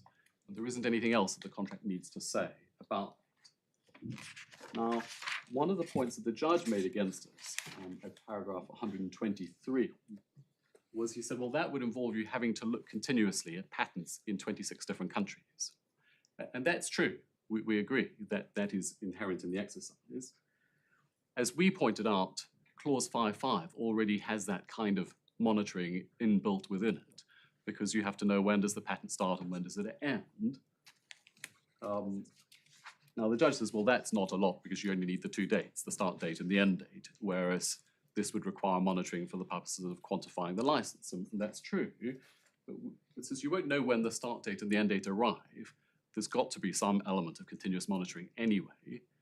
And when one is dealing with pharmaceutical companies of the kind that are before you, that sort of monitoring of the patents is not unusual, we submit. Now, if ultimately there's a dispute about the numbers, there is the audit right that I showed you in clause 5.8. So Astrazeneca are entitled to get an accountant to scrutinize the books and records. And so the contract deals sufficiently with the ascertainment of the royalty. And I should say that although the judge was concerned about the absence of some sort of mechanism, he doesn't spell out anywhere what that would look like, what would it actually say. Our second point is that by suggesting that there has to be this sort of mechanism, in effect he creates a presumption against pay-to-infringe royalties. Because what he is saying is if you don't have that mechanism, the default position is going to be it's a total sales royalty. We would suggest that is wrong in principle. There wasn't any evidence that it was common or standard to have some sort of calculation mechanism in a pay-to-infringe license. Indeed, there wasn't any evidence that anyone had ever agreed that sort of mechanism, that this was actually something that ever happened in the real world. The only other licenses... What exactly do you mean by ever happened in the real world? Well, there was... The reason I yes. ask the question is I can think of cases in which are well known in some small niche parts of the world, in which royalty obligations arise out of acts which are not infringing. Oh, I see. Oh no, that so What it sounded like you were saying is no, that is absolutely true. I mean, I absolutely accept that one can have a total sales royalty. Sorry, I was making a different point, which is the judge postulates that if it's pay to infringe or if it's patent coverage that determines the scope, one needs in the contract some further mechanism to say, well, how is that actually going to be calculated? And the only point I'm making is that there's no evidence before the judge that anyone has ever put that sort of extra calculation mechanism into a pay-to-infringe license. So that's, I entirely accept one could have a total sales royalty, but the idea of a calculation mechanism, no one has yet identified one in the real world. And I don't want to misunderstand the point Sorry. you're making. What it sounds like you're saying is that no one's ever found a way of making the license you say is the license in this case work. no. I know you're not trying to say No, that. I'm not. So I I'm don't not. understand what it I is you're trying to apologize. say. All I'm saying is that the judge postulated that one would need a further clause in the contract that would have to deal with the nuts and bolts, the mechanics of calculating what pay to infringe actually requires. And all I'm saying is there was no evidence before him of another contract in which that had happened. Yeah, so to illustrate your point, if one looks at paragraph 124, Yes. the judge recites that Mr. Hoxie accepted in a textbook that he co-authored that pay to infringe licenses were the norm. So one might have thought that if the judge's point were a good one, so you argue, if you looked at Mr. Hox's textbook, what you would find would be an example clause of a calculation mechanism. Exactly so. And there is no such thing. Exactly. That's the limited point I was seeking to make. But sorry, I mean, do forgive me, but the difficulty I have with the point, I mean, you've got much better points, Mr. Okay. Frankly. But the difficulty I have with the point you're making now is that the problem of what you're calling a pay-to-infringe license is because it's a pay-to-infringe second medical use license. Pay-to-infringe licenses, if you're not talking about a second medical use patent, are not a problem. But the problem in this case, as you perfectly well, arises from the fact that these are second medical use patents, and how do you do that? So to put it in this generic way doesn't help. No. Well, I'll come to say something more, if I may, about that point. It's as you say, it's a very limited point that I'm making. That the idea that the judge had some special clause, not in a second medical use context, not in any other context, was that identified as something that had ever been done. Putting it more simply, yes, I hope, is basically, I think this point is you simply saying that the judge fell into error in saying that the absence of a mechanical clause led him inexorably to the determination that this was a total sales license. Your ladyship is absolutely right. That is correct. That is my submission. The license that was before the judge obviously was the head license, which is paid to infringe, we say, and doesn't have that type of mechanism. And Astrazeneca was perfectly happy to enter into that as a workable agreement. Now, in relation to the point about the difficulties that arise with second medical use licenses and ascertaining the quantum of the use that's within scope, we submitted that could be resolved by reference to data obtained from organisations like IMS, which compiled doctors' prescriptions. So that's one way in which one could ascertain the extent of the use that's within the scope of the second medical use patents. Or, for example, by estimating the prevalence of HRD in the population. That would be a good proxy for the extent to which there is a use that falls within the scope. And royalties are obviously going to be paid on an aggregated basis. One doesn't have to do it looking at each box, each prescription. One does it as a whole. And therefore, that sort of proxy, based on the IMS data, based on HRD prevalence, is an acceptable way of ascertaining the amount of the royalty to be paid. And as you know, AstraZeneca invited the deputy master to adjourn all questions of quantum to a separate trial, which he did. And in the real world, if the court were to allow the appeal and we get to questions of quantum, these parties are going to find an acceptable means of calculating what is owed. It can't be suggested that's going to be unworkable. Can I deal with the points the judge made at page 76? If you can calculate the royalty to be paid, the royalty due under the terms of this license by using IMS data or something about prescribing practice, if you can do that, doesn't that tell you what the futurity thing is in this clause? What it means, the future it's talking about is what happens to an individual product. It walks out the door of Tesaro as a product and is licensed because it may be prescribed at the relevant time in future. Which is what you're saying. This is how you say you're going to calculate the royalty due. That's the future thing that may means. Well, I agree with part of your lordship's point, which is that it's a future-looking expression. What I take issue with, I think, is that if your lordship is simply saying, well, that's it's a comment, as it were, or it's a. Not at all. I mean, if that's what it means, then it's dead against you because it means that the licenses every sale of every product, not limited to cancer. It lets you sell the product because it may be used for that particular use, and you're going to calculate the extent of the royalty payment by looking at how it was in fact used in the end.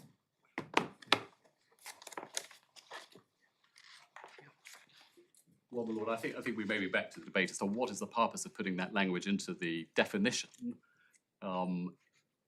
save to narrow the circumstances under which the niraparib is going to be counting as the compound.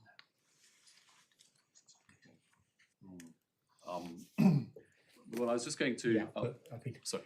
this takes us into some quite deep waters on infringement of second medical use patents. Yes. I think what Mr. Mitchison would say, if he was responding to my lord's question, is that it's not a prescription by prescription test of infringement. Yes. On the contrary, the better view is that you decide infringement on a global basis. Well, I will leave Mr. Mitchison to I mean, that's simplifying very radically an extremely large and difficult topic.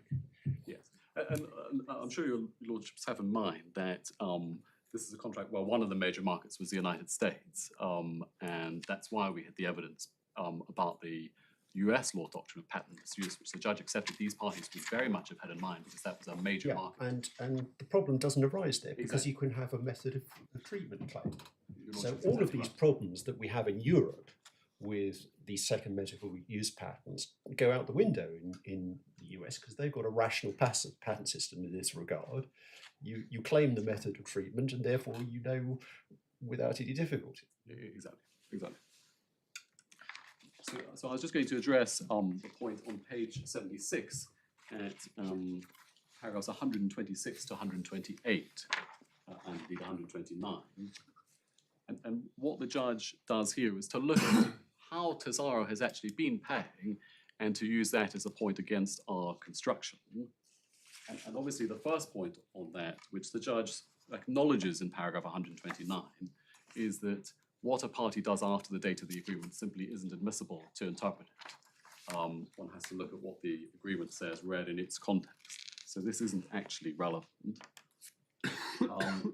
Beyond that, we say, second of all, that what we did was actually consistent with the agreement in the way that I've just been explaining. In 127, we estimated the prevalence of the BRCA gene as a proxy. And in 128, we updated that when better data was available as to the prevalence of HRD.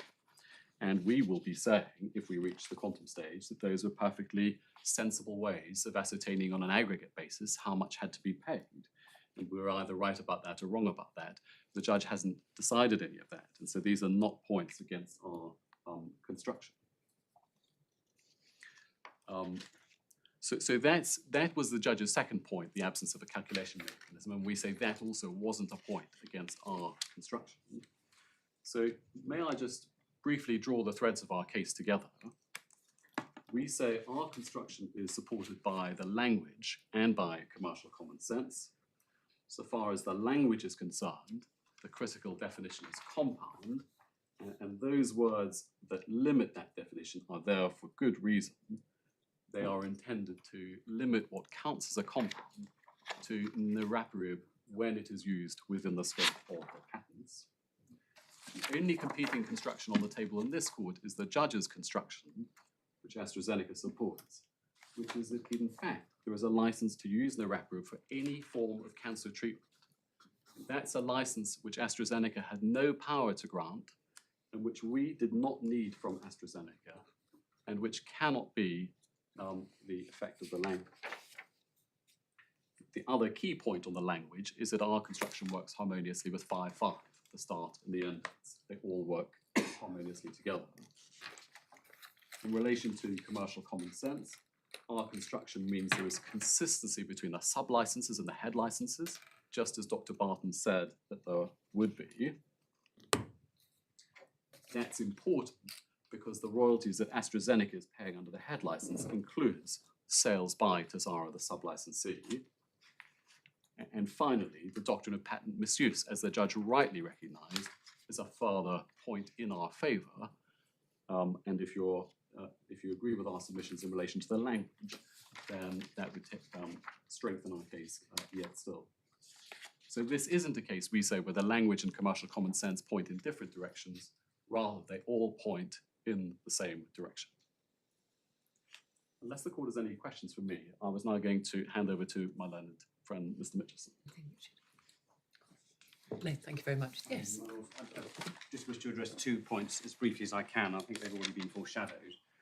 Firstly, in relation to my Lord Justice Birss's question about MK2512, there was very little in the papers before the judge about that. my learned friend, Mr. McLean, opened the case on the basis that it didn't matter what it was. For your lordship's note, there is reference which takes about as far as it was before the judge in the bundles. It's in the supplementary bundle at tab 6.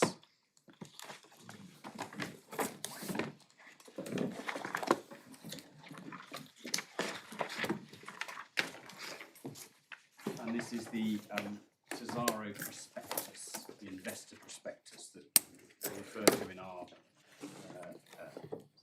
skeleton and which Mr. Mulder gave evidence about. And this is just an extract from it, which was before the judge, although he didn't refer to it. On page 106, you see the introduction by Tesaro in its investor prospectus of Niraparib.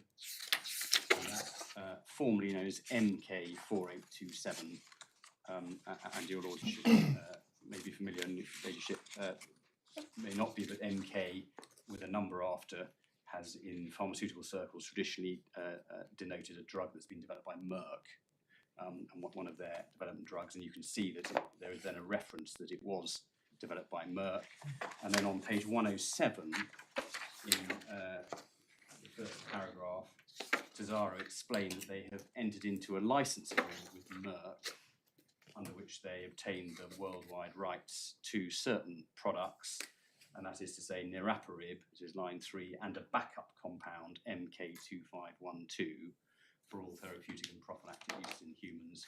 We're not currently advancing MK2512.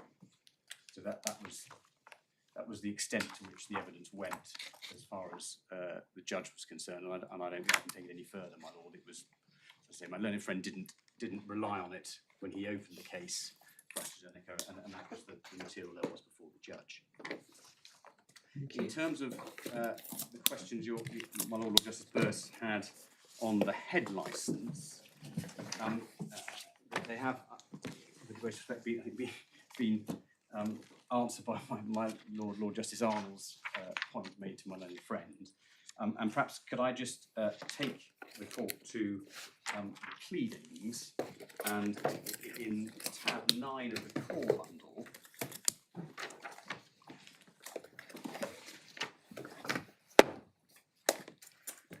with our amended defence and counterclaim, and we gave some examples of the patents which were the subject of the agreements in Annex 2, which is page 126 of the bundle.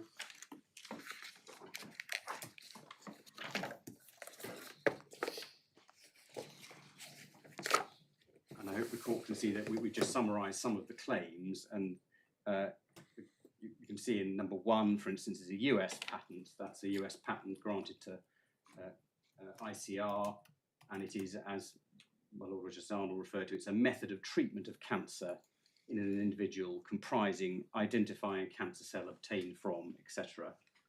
Second one is also a method of treatment patent from the US. Then you get to the European patents. Example of the European patent. Claim 1 is a Swiss form claim. Claim 20 is an EPC 2000 claim. And then there is equivalent US patents for Sheffield, for instance, in tab, column 5, row 5. You can see that there's a US patent for Sheffield. And we see that reflected. If we go back to the head license, you can see the existence of these different types of patents is expressly reflected in the words of the head license. So if we go, for instance, to tab 1, which my learned friend has already taken to in the supplementary bundle. And my learned friend took you to the license term on page 20, paragraph 2.1, and the license is to develop, have developed, use, have used, make, have made, commercialise, and have commercialised products in the field. Then he took you to product on page 18, which refers to a PARP inhibitor. And then on page 17, you have the definition of PARP inhibitor, and that is means a compound which has been demonstrated to inhibit PARP. And the manufacture, formulation, use, or or method of treatment with which is covered by valid claims of university patent rights. And then you go to cover in on page 8. And again, you can see covering means that the development, making, using or commercialisation of a given product in a commercialised form would infringe a valid claim of a patent right in the absence of a licence under such patent right, and that should be done on a country-by-country basis. And we can see there may be a very different approach in the US as opposed to, say, the UK. And then you get the net sales term on page 15, which is the gross amounts for all sales of the product, and that includes the previous terms we've looked at. And so, whilst it's tempting, possibly for sitting in an English court familiar with the way that English or UK patents are construed, to focus on questions about Swiss claims or EPC 2000 claims, it's clear that this licence and the people involved in entry into it would have been very engaged in the scope of royalties payable in the US, where infringement would only arise at the time of use of the product. And so whilst we could spend some time debating what the approach to Swiss claims might be, and we could spend a lot of time looking at, say, the Warner-Lambert judgments, which of course took place after this contract was entered into, but where I think 11 different judges looked at the question of infringement and didn't reach a settled view. One could say that the Supreme Court took the view that there is some subjective intention to be inferred. That's the decisions of Lord Mance, who started off saying it was only objective, but then said, well, there will be some circumstances in which subjective intention will be preferred.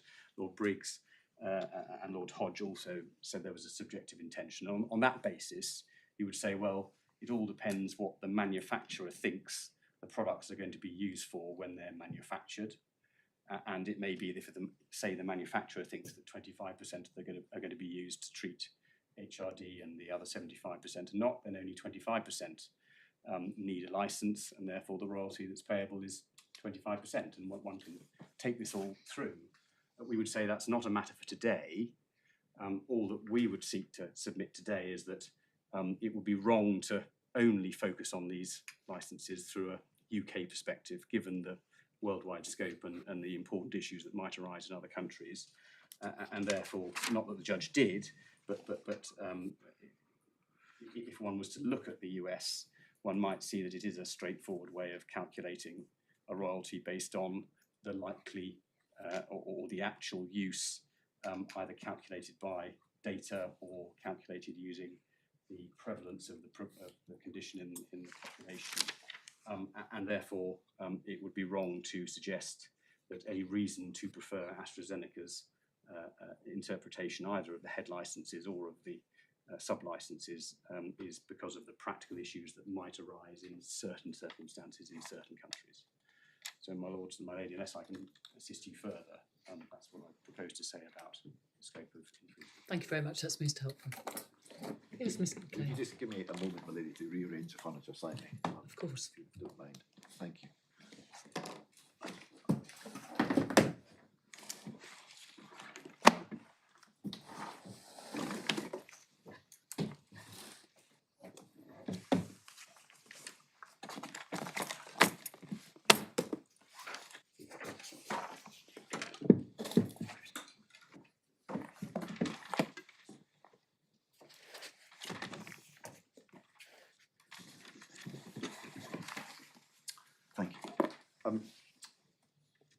My lady, my lords, the judge, I summarise the paragraph 136 of the judgment, found that AstraZeneca's interpretation was, quote, much the better having regard to the words of the agreement. And he correctly found that the relevant royalty provisions of the license agreement entered into in 2012 do not provide for royalties being paid merely on sales that can somehow be shown to be uses which actually are claimed or covered by that underlying patent, but rather properly construed, they provided for a total sales royalty. Well, can I be clear on that? Yes, Lord. Is it your case that the obligation is to pay on total sales of niraparib for any use. No, I'm going to So it's not a total sales royalty. No, it's shorthand. It's shorthand for total sales of this particular product because, as the judge says in his judgment, in fact, they never did try to sell Zejula for hair loss or anything else.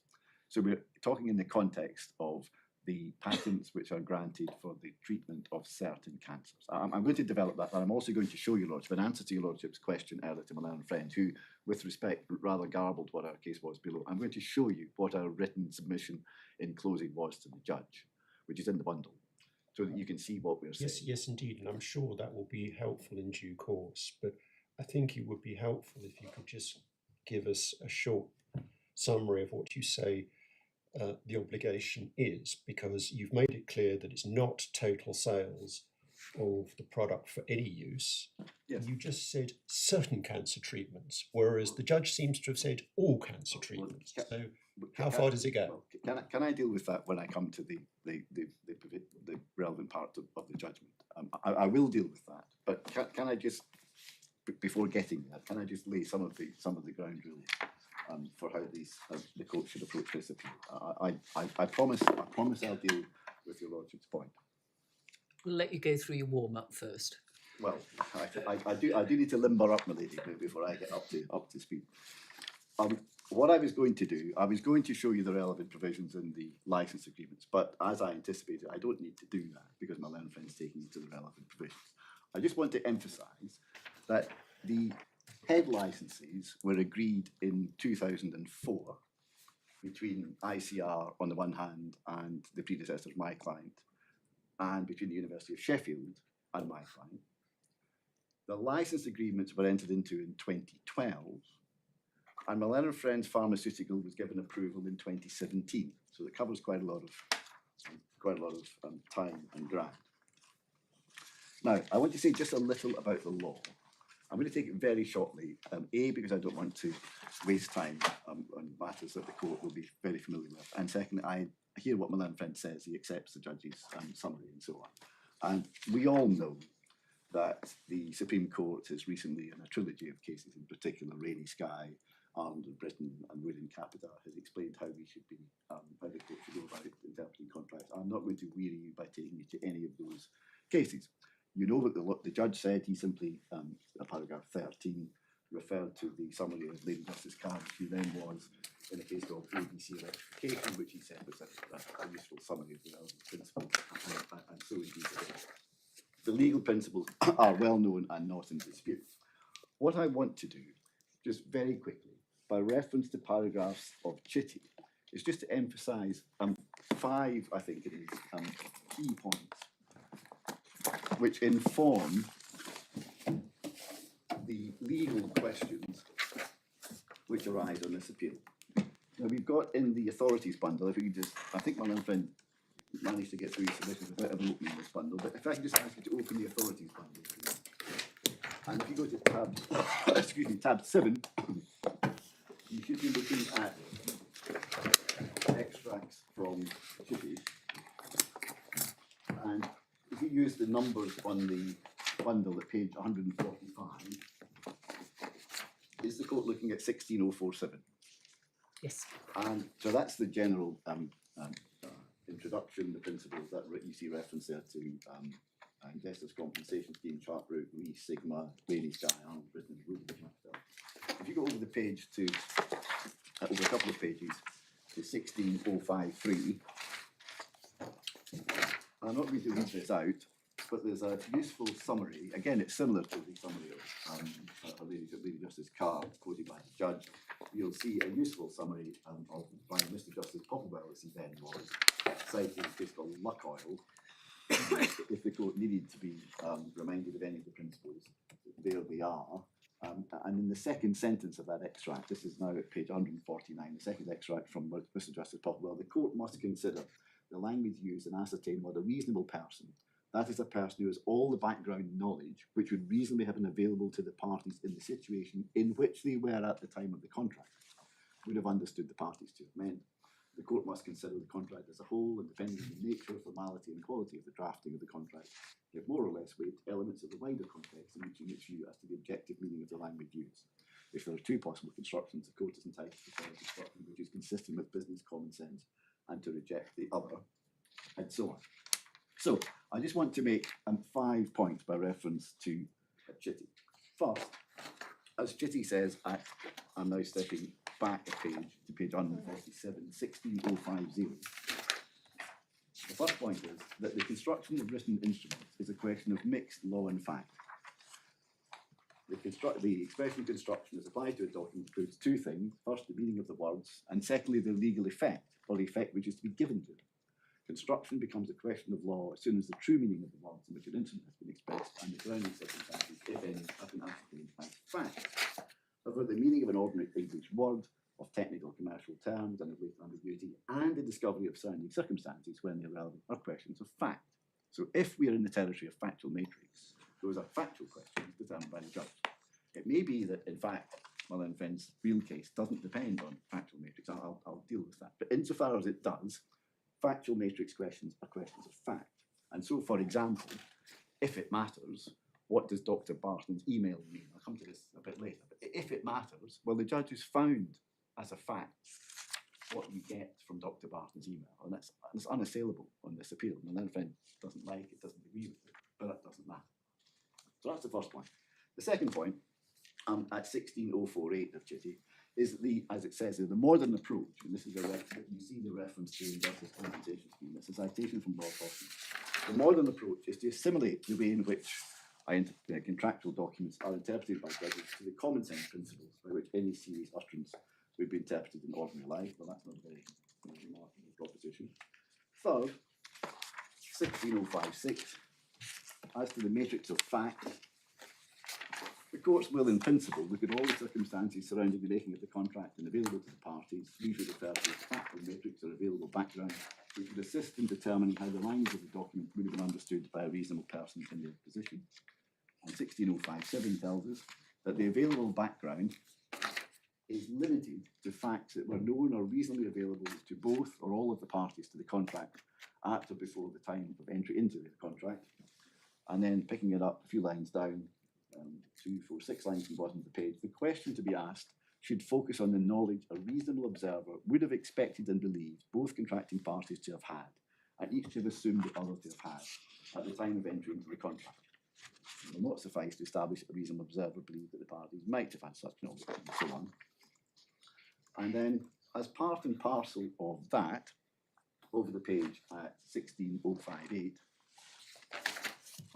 picking up at the very bottom of page 152, the court is entitled, and indeed bound, to inquire beyond the language of the document and see what the circumstances were with reference to which words were used, and the object appearing from those circumstances which the person using them had in view. I'm going to come and develop that, obviously, in our case, as to what the position was in 2012. The court must place itself in the same factual matrix as that in which the parties were. In Reardon Smith, Lord Wilberforce said, no contracts are made in a vacuum. There's always a setting in which they have to be placed. The nature of what is legitimate to have regard to is usually described as the surrounding circumstances. But this phrase is prone to facts. It can be illustrated but hardly defined. In a commercial contract, it's certainly right that the court should know the commercial purpose of the contract. And this in turn presupposes knowledge of the genesis of the transaction, the background, the context, the market in which the parties are operating. Now, my learned friend said very little about that. He wants to focus on a single email, or 2 emails to the same effect, from Dr. Barton, and said, here's the factual matrix, to build his case, to try and for some reason, to get back to the head licenses, because he thinks it's important to go back to the head licenses, presumably because he realises that if you simply construe the license agreements on their own, that's not enough for him. But what he ignores is the market in which the parties were operating and the commercial setting in which they found themselves. And the judge doesn't ignore it. The judge deals with it rather extensively, and I'm going to show you some of that in a few minutes. Excuse me. Lord Wilberforce then went on to say, when one is speaking of the aim or object or commercial purpose, one is speaking objectively of what reasonable persons would have had in mind in the situation of the parties. So Chitty then goes on to say, at 16060, page 155, and over the page, the last paragraph of that paragraph, so I'm now in page 156, you see the paragraph beginning the phrase genesis. The phrase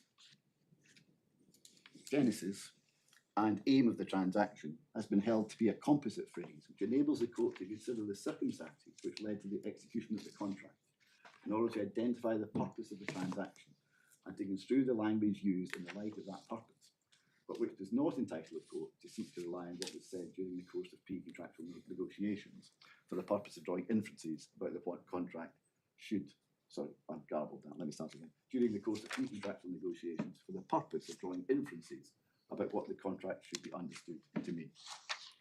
The fourth point is to be found from 16071 and 072 at page 164 and 165. Again, these are all strike propositions, so each of these 5 points is important in this particular case. Every contract is to be construed with reference to its object and the whole of its terms, and accordingly the whole context must be considered in endeavouring to interpret it, even though the immediate object of inquiry is the meaning of an isolated word or clause, such as definition of product, or compound, or all-net sales. The courts therefore do not approach the task of construction with too much concentration upon individual words to the neglect of the contract as a whole. And then in the next paragraph, you see the reference to a citation rather from a very old case called Ford and Beach. The following universal principle ought to be applied, namely that an agreement ought to receive that construction which is language will admit and which will best effectuate the intention of the parties to be collected from the whole of the agreement, and that greater regard is to be had to the clear intention of the parties than to any particular words which they may have used in the expression of their intent. Fifth and finally, commercial common sense. 58 paragraph 16089 at page 173. If there are two possible constructions, the court's entitled and not obliged to prefer the construction consistent with business common sense and to reject the other. And in relation to business common sense, it goes on to say, paragraph 16097 at page 180, to say this is in the fourth line of that paragraph. Does the court see the sense being there is a significant body of authority in which the courts have attached substantial weight to the importance of giving to commercial contracts a meaning which is commercially sensible. Thus it's been stated that commercial documents must be construed in a business fashion and they must be ascribed to the words a meaning that would make good commercial sense. And then there's the reference to Lord Diplock in the Anteos. If detailed semantic and syntactical analysis of words in a commercial contract is going to lead to the conclusion that flouts business common sense, it must yield to business common sense. It does not mean, of course, the parties can, the court can rewrite the contract, and there's no question of rewriting the contract here. So those are very quickly some of the well-known, nothing strange or new in any of that, well-known contractual principles. There are, of course, other contractual principles which aren't relevant, one of which is the case of Broom and Batchelor, which my learned friend cited in the skeleton, but my learned friend didn't take me to. That's the case, the guarantee case, where the courts saved the agreement because of one construction. It was going to be void and the other wasn't. But that's miles away from this case, and I'm not going to say any more about it. So, before we get to what our case was before the judge about how this contract worked, and before we get to what the judge's conclusions were as to how the contract worked, and before we get to my learned friend's critique of the judge, I just want to say a little bit about the context in 2012. So what was the commercial setting for these parties to sit down and make these agreements? There are various uncertainties and ambiguities, known unknowns, if you like, to use Mr. Rumsfeld's phrase, in the commercial context. One of them was derived from the licensed patents. What was the scope of the licensed patents? Another was the uncertainty as to the development of Naraparab, which was not quite a twinkle in the eye of Tesaro at the time, but it certainly hadn't been fully developed and still less licensed. And thirdly, and importantly, the question of the actual use of any particular box of pills and whether that box of pills was actually going to be given to a patient who was HRD deficient, which of course takes you then back to the definition of the scope of the licensed patents.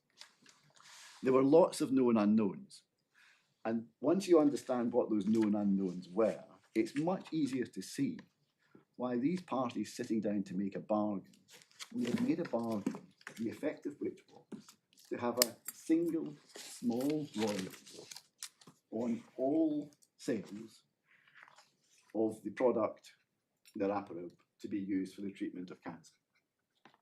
Because that avoided any number of disputes, in particular about the scope of the patents and about the question of infringement and what constituted infringement, and the question of reaching out to try to find whether the particular medicament had been given to a patient who actually was HRD deficient or not. And you'll see when I come to my closing submissions in the bundle, Mr. Hoxie memorably, when he cross-examined Mr. Mitchison, who was trying to get the expert to focus on a patent, he said, let's assume there were red things which were subject to the patent and not yellow things.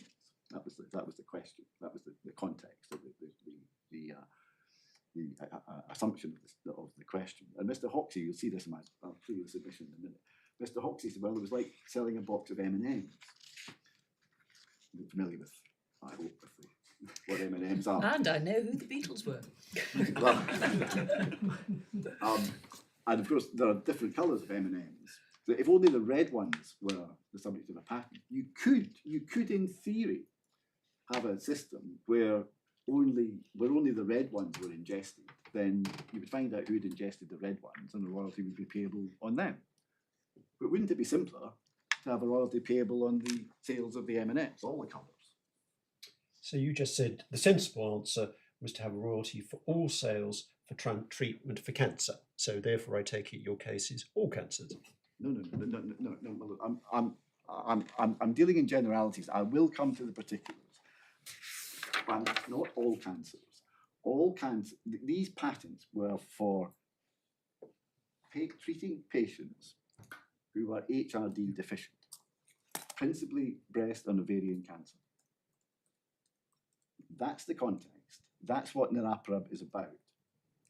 The critical point is that at the point of sale, you couldn't tell, you simply couldn't know whether the patient who was eventually given that drug would or would not be HRD deficient.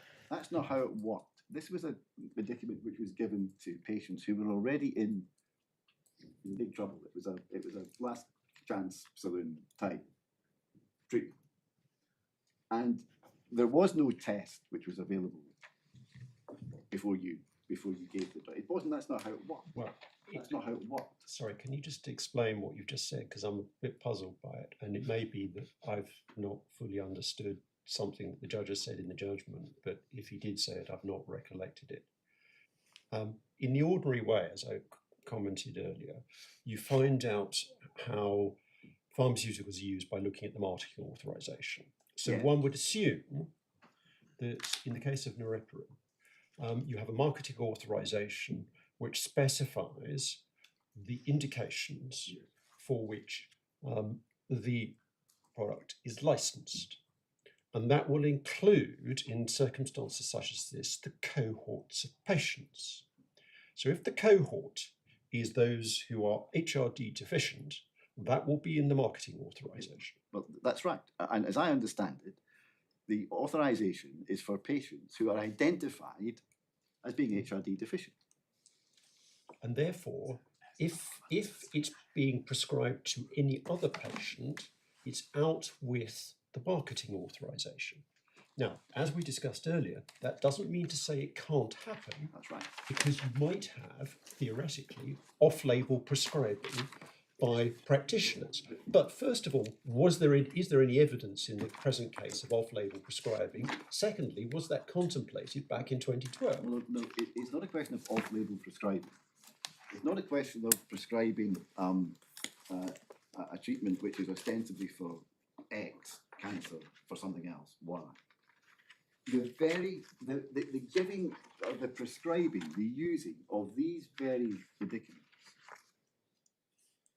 was the circumstances in which it occurred were such that it wasn't possible to tell whether the use that was actually going to be made of the particular product was going to be infringing or not. The parties knew and understood that, not because it was being used off-label, but because the patients who were being given it hadn't been identified and couldn't be identified as being definitely HRD deficient. They were based- Sorry, they were- did the judge make a finding of fact that it was not possible to tell whether yes. the use was infringing or not? Yes. Because that seems very surprising. Well, I'm going to take you in a minute to what the judge said. But it's not a question of off-label prescribing. I accept what your lordship says about looking at the marketing authorisation and the label. I accept that that's an important part of the story. But that's not the end of the story in this particular context, because you have to look at the ultimate use that was made of the product. It was being used with the intention of treating the patient. Here is a patient who has got advanced ovarian cancer. Here is a medicament which will work, on the evidence shows, is effective if that patient is HRD deficient. We don't know whether this particular woman is HRD deficient or not, because there isn't a test, or we haven't done the test, or there's no time to do the test.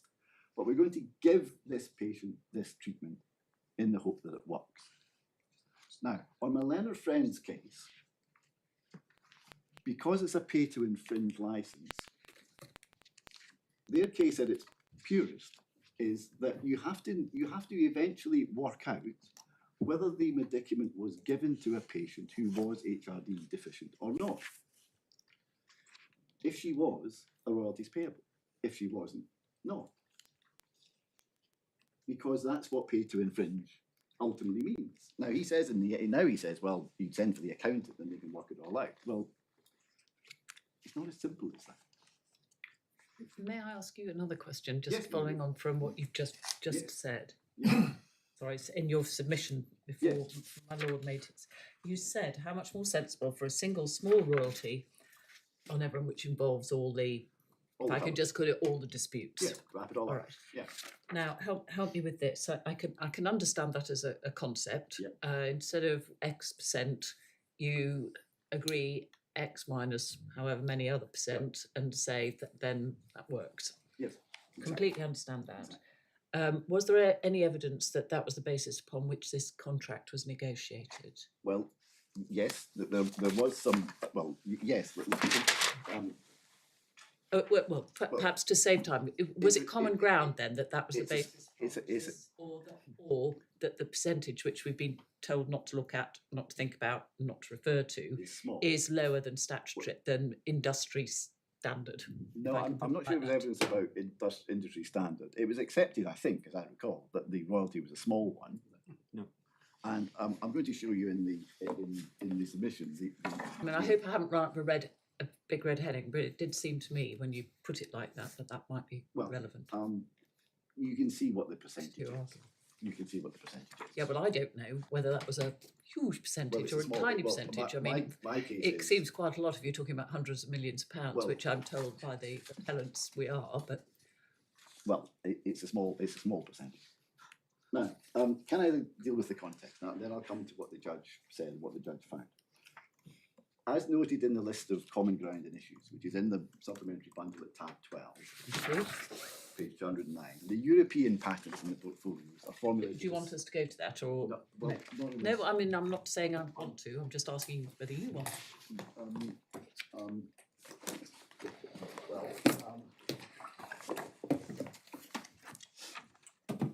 Not really. I mean, Fine, we'll take the reference, The that's fine. European patents in the portfolios are formulated as Swiss form claims to the manufacturer of medicament for a particular use, or purpose limited product claims in the EPC 2000 form.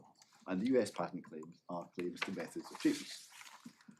Now that's important because when Tesaro uses the term pay to infringe, it's actually an inaccurate shorthand. What it's actually arguing for is pay for infringing uses. The concept of infringement of a second medical use patent is much broader than just actual use.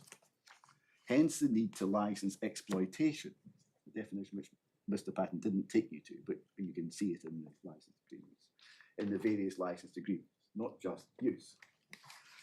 Patent protection for second use medical patents has been difficult to accommodate within the traditional scheme of patent law for two reasons, at least two reasons.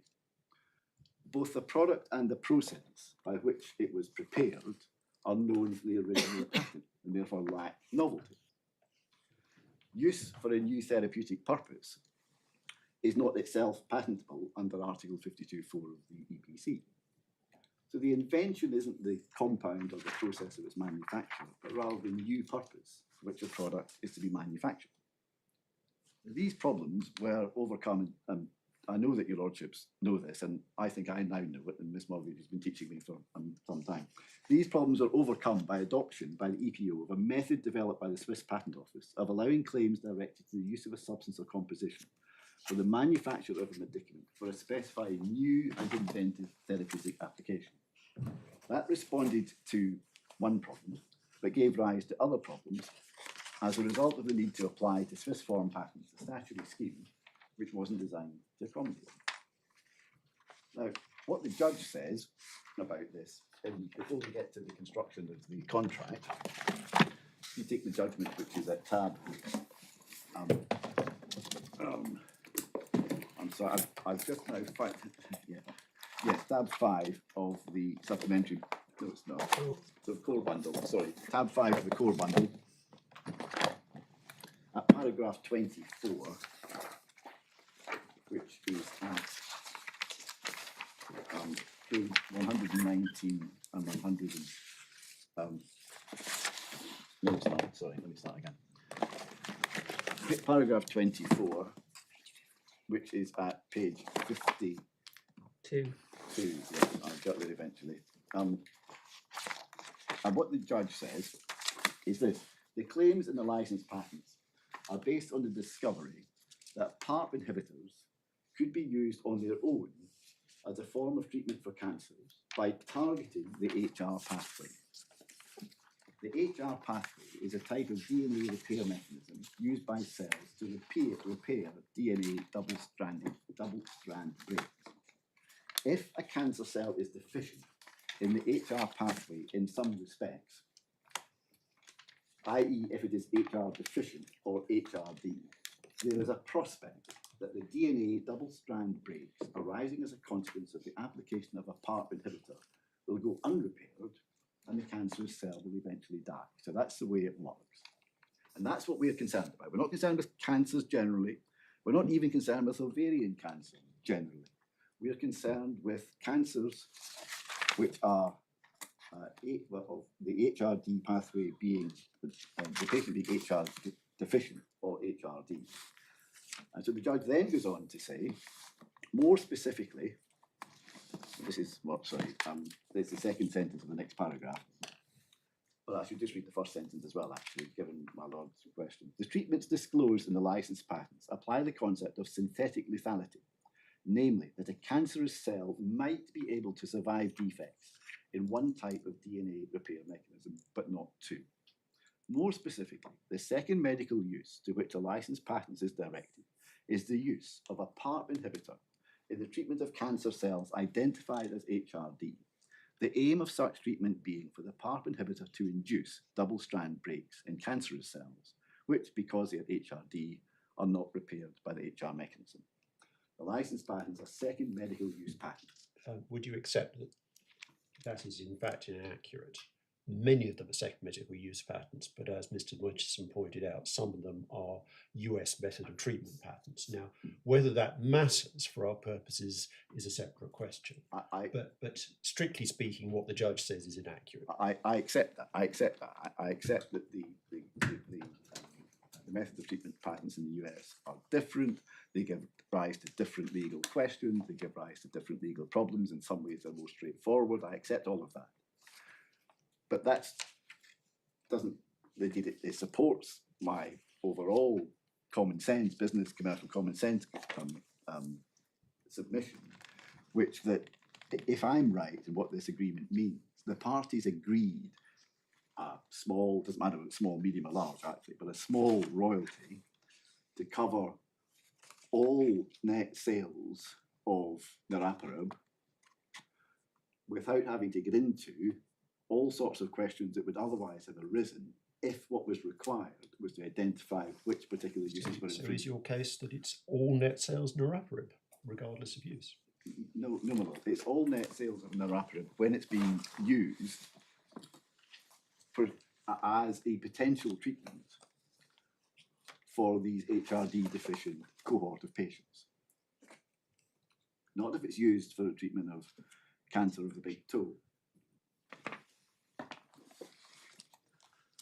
And that's the whole context in which the judge is discussing everything. So, as my learned friend very fairly pointed out, right at the end of the judgment, the judge points out that there is no suggestion that Tesaro has been selling Zejula for a purpose that includes anything other than as treatment for cancer.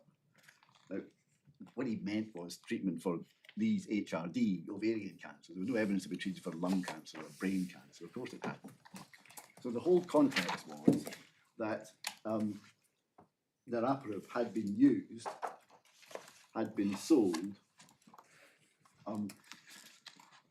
under a label which certainly included uses which would otherwise have been infringed, but wasn't necessarily limited to those. What's the practical difference between the interpretation you've just articulated, namely that it's sales of niraparib used as a potential treatment of HRD cohort of patients suffering from the relevant cancers, Yes. and Tesaro's interpretation? It seems to me that it's difficult to put a cigarette paper between them. No, but on Tesaro's case, it's only the sale, it's only the uses which are actually caught by the scope of the patent on which a royalty is payable. It's only well, it depends what you mean by actually caught. Yes. Because what's the difference? Because what you're saying is, it seems to me exactly the same. It's something that would infringe. No, it's something which no. But when on my learned friend's case, when the Rapparev is given to my mother, who has in hypothetical circumstances this advanced ovarian cancer, we don't know whether she's HRD deficient. It hasn't been tested for that. There is no test. We don't know. She might be. We hope she is, because this treatment will work if she is, and if she's not, it won't. On my learned friend's case, we don't know whether that's a use of the drug which attracts a royalty. Indeed, on his case, it hasn't been shown that it is, presumably it's a starting point. So we have to find some proxy to work out, because that would be absurd. So how do you have to find some proxy for whether the royalty will be payable? On my case is quite different, my lord. My case, the royalty is unambiguously payable, because that treatment is being given using the compound, and it may be It's a general proposition in under UK law. I'm not sure necessarily one would even be confident that it was true elsewhere in Europe, let alone in the US, but certainly under UK jurisprudence, there's no particular level of efficacy that's required for medical use claims to be infringed. So you don't have to show that all the patients are cured. You don't have to show that a majority of the patients are cured. It's sufficient if you can show that there is some substantial effect. Yes, but that's a different point, my lord, with respect. The point the other side were making to the judge was that these licensed patents are concerned with patients who are identified as being HRD deficient. That's why there was all sorts of evidence at the trial, including expert evidence, about whether there was or was not some test in 2012 which would enable you to work out in advance, before you put the drug down somebody's throat, whether she really was or wasn't HRD deficient. And the evidence was no there is test. No test, and the judge deals with that. No, I've test. read it, but Yes, just no test. So my construction is not the same as my learned friends. It's not a cigarette paper. There's a gulf between it. Their case doesn't work. They just say this looks like, if you look at the words of the definition, it's a pay-to-infringe license. And we'll worry about the quantification of that down the line. But there's a smoking, gaping hole in how the contract works on their case. That smoking, gaping hole applies to the license agreements, and it also applies to, actually, in spades, to the head license, because the head license uses the word is, not maybe. Now, I'll come to the head licenses, but I see the time. Can I just finish what the judge says about the licensed patents? Of I've course. taken to 25 and 26. Yes. My learned friend, three more paragraphs. Paragraph 29, the judge makes the point that Tesaro was incorporated in 2010. It saw potential in the wrapper, a PARP inhibitor, which was the subject of a patent held by Merck, obtained a license from Merck to use in the niraparib product. That license couldn't give it the right to use niraparib as part of treatment regimes claimed in the license patent. It therefore sought to obtain licenses from AZ, and so on. And the next paragraph, he makes the point, which I mentioned earlier, that it didn't get authorization from the FDA in the United States or from the EMA until 2017. And then the other paragraph, the last paragraph on this point, which my friend took me to bits of, but not all of it, is paragraph 56. Now, it was the other side who wanted to have the expert evidence. There was expert evidence, as you know, of US patent misuse. There was a retired US patent judge and a practicing US patent lawyer on that point. And on the other point, there was evidence from an oncologist, a very eminent oncologist, Dr. Krell, for the other side, and Mr. Hoxie, who's an American patent attorney for us. So to some extent, the development of ships in the night, and in the end, the evidence didn't really matter. But what the judge says about it is, at paragraph 56, my friend took you to subparagraphs 1, 5, and 8 of this, I think. But what I want to show you is the bits he missed out, I'm sure inadvertently, in particular 56.2.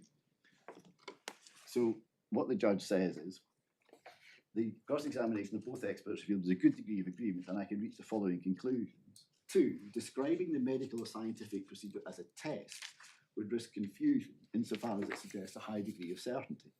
In 2012, there was no single laboratory test that could be performed that would determine conclusively whether a cancer is or is not HRD. Therefore, the procedure involved would seek to ascertain whether there were indications of likely HRD status in response to that medical or scientific procedure. And then he goes on to explain, you'll see what he says at 3 and 4. The medical or scientific procedure did not involve a test in the sense of taking a sample and subjecting that sample to analysis. The procedure might simply involve observing how the patient had responded to other treatments. And there was also there was a use of the identification of the BRCA1 and BRCA2 gene mutation as being a proxy of some sort for whether there was HRD deficiency, but it wasn't the same as a test. And at 6, a patent attorney would see room for doubt, conclude it was reasonably arguable that inferring likelihood of HRD from a patient's family history would also constitute identification covered by the specification of licensed patents, and so on. So before we get to the aim of the transaction, which the judge makes specific findings about, which Lord Wilberforce tells us we should be doing, I've only just dealt so far with the licensed patents. Can I just tell you what I'm going to do next? I'm going to deal with the aim of the transaction and the bits of the factual basis that actually matter. Then I'm going to deal very briefly with Dr. Barton's emails, which don't matter. Then I'm going to deal with the head license, and then I'll come to the construction of the contract. And can I just, I